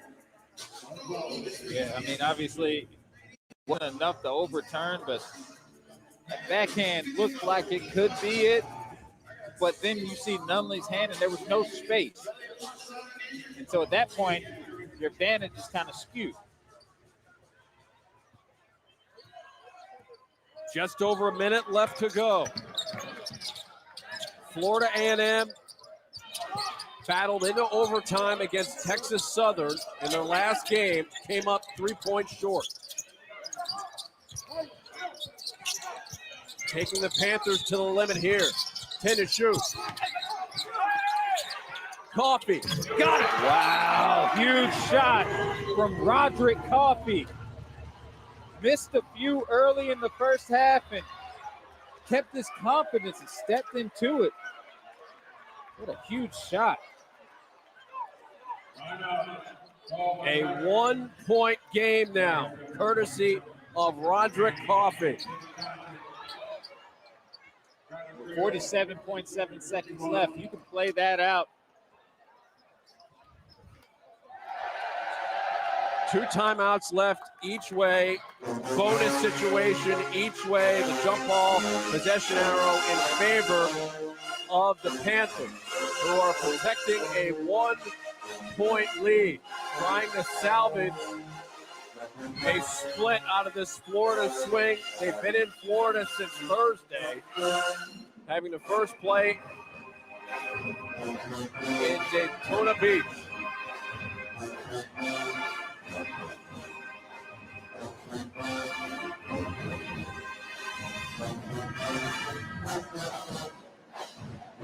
Giving you a little taste and sample of the Florida A&M band. Marching 100, baby. They're getting after it. And the fans are starting to get revitalized by it. A 1-point game as Florida A&M looking for a stop defensively.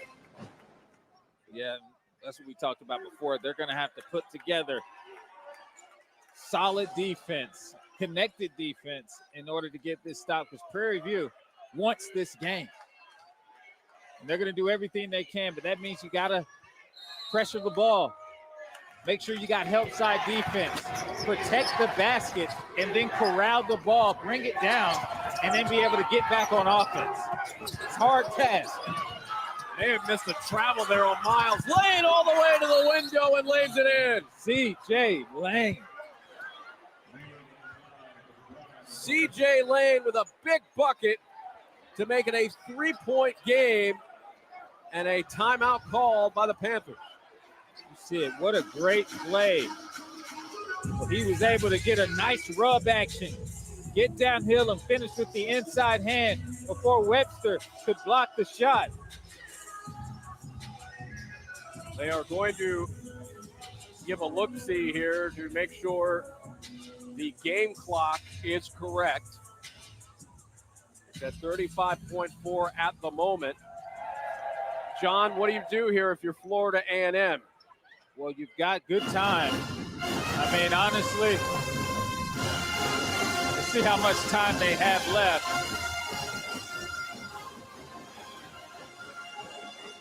Yeah, 35-7. I mean, you've got enough time to make some things happen offensively. You don't necessarily need a three, but at the same time, you want to take as much off of the clock if you trust your shooters to be able to make something happen. But I would go and get something as early as possible if I can get something early. Possibly with Shannon Grant if he's out there. But impacting the paint, at least getting that offensive balance so that you can get a high percentage shot. When the ball works, and we've seen FAMU struggle in this second half of moving the ball. It's been a little bit stagnant in the half court. But at the beginning of that first half, the ball was talking. It was working inside and creating outside opportunities. So if you are going to get a three, you have to have offensive balance by working inside out. Florida A&M is 4 of 9 from 3 in the second half. And as John just pointed out, if you're the Rattlers, you don't necessarily need a three here.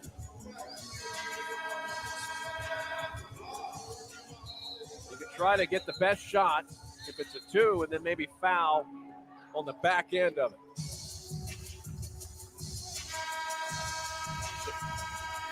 So 1 timeout left for the Panthers and 2 left for the Rattlers. Field goals have been hard to come by in this game. Yeah, so the glaring point here is turnovers for FAMU. They really struggled with the pressure that Prairie View has been putting on them, and Prairie View hasn't shot the ball to their liking, but they've gotten more fast break opportunities to try to create and get easy baskets for themselves. Spear. Down low, Webster lays it in. So there's the 2. They'll have to foul, and they do. They foul Kevin McGaskey with 23-5 left to go. Great offensive set for FAMU. Be able to get a high percentage close to the basket play. And we talked about it before. All right, you got stop clock now. You get another opportunity to get down there on the other end of the floor. See if you can get 1 out of 2 or 0 out of 2 or 2 out of 2. But either way, you give yourself another opportunity to get the ball to score. And you just showed your ability to impact by scoring on the inside. Grant back in. Chapman will sit.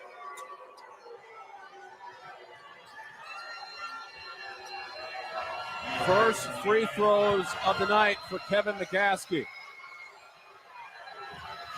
Front end of a 1-and-1 is no good. Let me stand up. I got to stand up. Hold it.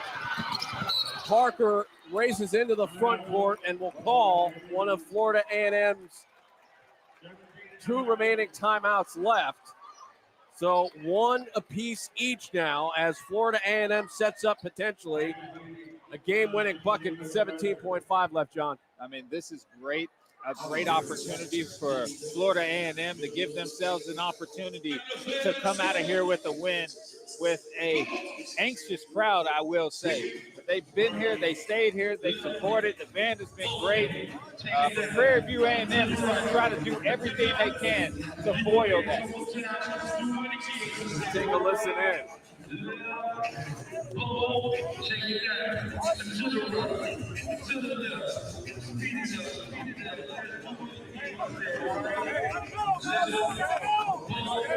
Robert McCullum hoping his team can get a bucket to potentially give his squad a win, which would be their 3rd SWAC win of the year.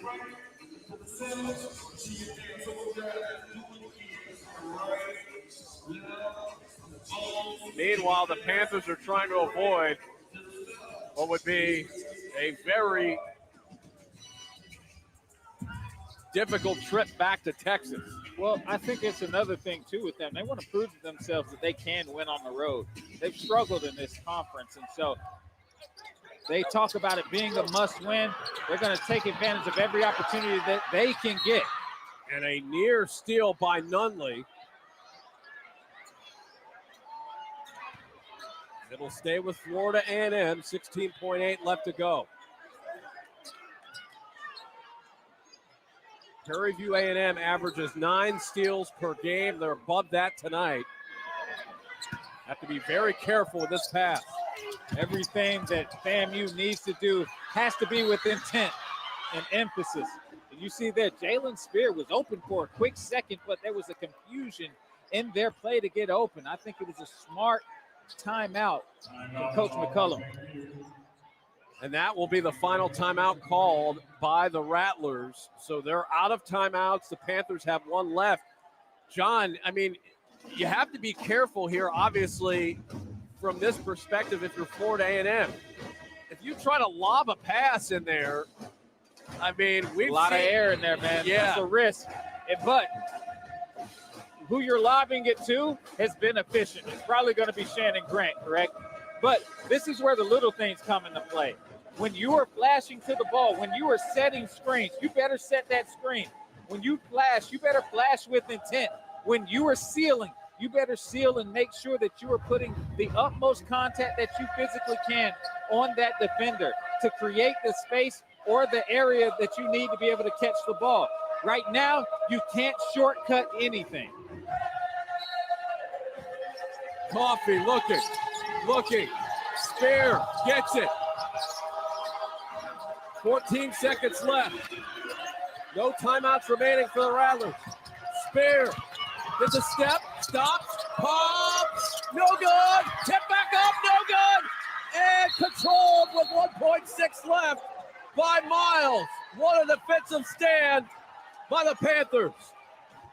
What a great possession. Unfortunate for FAMU, but they got the look that they wanted. They got the tip and possible putback that they wanted. Just didn't go in for them.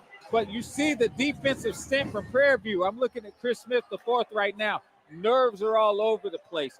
These guys understand how important they need these free throws. Obviously, with 1.6 seconds to go, you want to take advantage of ending this game at the free throw line. Miles has 18 rebounds tonight. Front end is in. Miles, a 72% shooter from the line. Again, remember, no timeouts left for Florida A&M.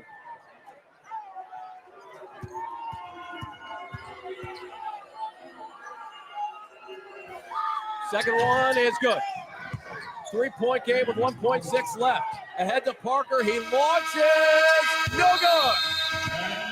Prairie View A&M survives on the road to win it 61-58, John.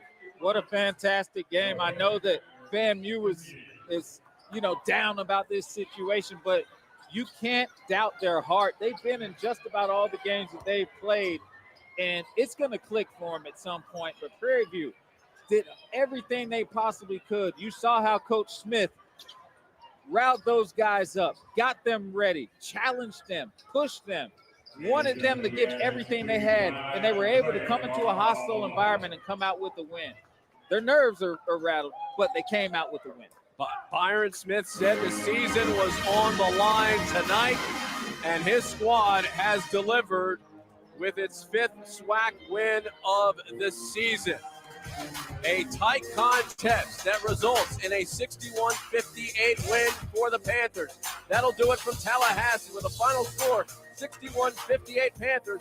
For John Williams and our entire ESPN crew, I'm Derek Jones saying so long from Florida A&M so get the win. Good night, everybody. Listen, we survived. We survived. That's what matters. But listen, that was as scary as it could be. So got the dub though. You know what I mean? Hope you guys enjoyed that. You know what I'm saying? Contest. Grambling also lost today, so they go to 8-3 in the SWAC conference. They lost to Alabama A&M, who moves to 5-6. Let me see if I can get the current standings up so everybody can see. Because I think I said. Let me see if I can pull this up so you guys can see the current standings, and then we get up out of that. Get up out of there. So y'all can see right here, you know what I'm saying, sitting at 8th, looks like 1, 2, 3, 4, 5, 6, 7, 8th right there. 5-6. Obviously, we got a win over Alabama A&M and Arkansas Pine Bluff early in the year. So we still get another shot at Southern, another shot at Grambling, right? We play Alcorn again, as well as UAPB. And I think we got another game against Jackson State and Valley too. So, we still got seven conference games left. We gotta get some wins, man. Or else we're gonna be sitting in that. Even if we get in the tournament, first and foremost, and if we get in, we're gonna be sitting in like 7-8 spot. So if we want to move up, we definitely gotta get some wins and knock some teams off coming toward the end of the year. Obviously, it's a big bunch right there in the middle. You see 3 teams at 6-5, Jackson State, Alabama State, and Alcorn all at 6-5. 2 teams at 7-4, Texas Southern, Bethune-Cookman. Obviously, we play Texas Southern again too. So, still got a shot, right, to where if we can win some of these games, but we definitely need to go at least, 4-3 at the worst, but, to make sure we get in. But if we really trying to make some movement up in the rankings, we definitely need to be 5-2-ish, you know what I'm saying, at minimum. So we'll see how it goes going toward the end of the year. But hope you guys enjoyed that stream, man, and checked out that game. We'll see y'all later. Y'all have a good night.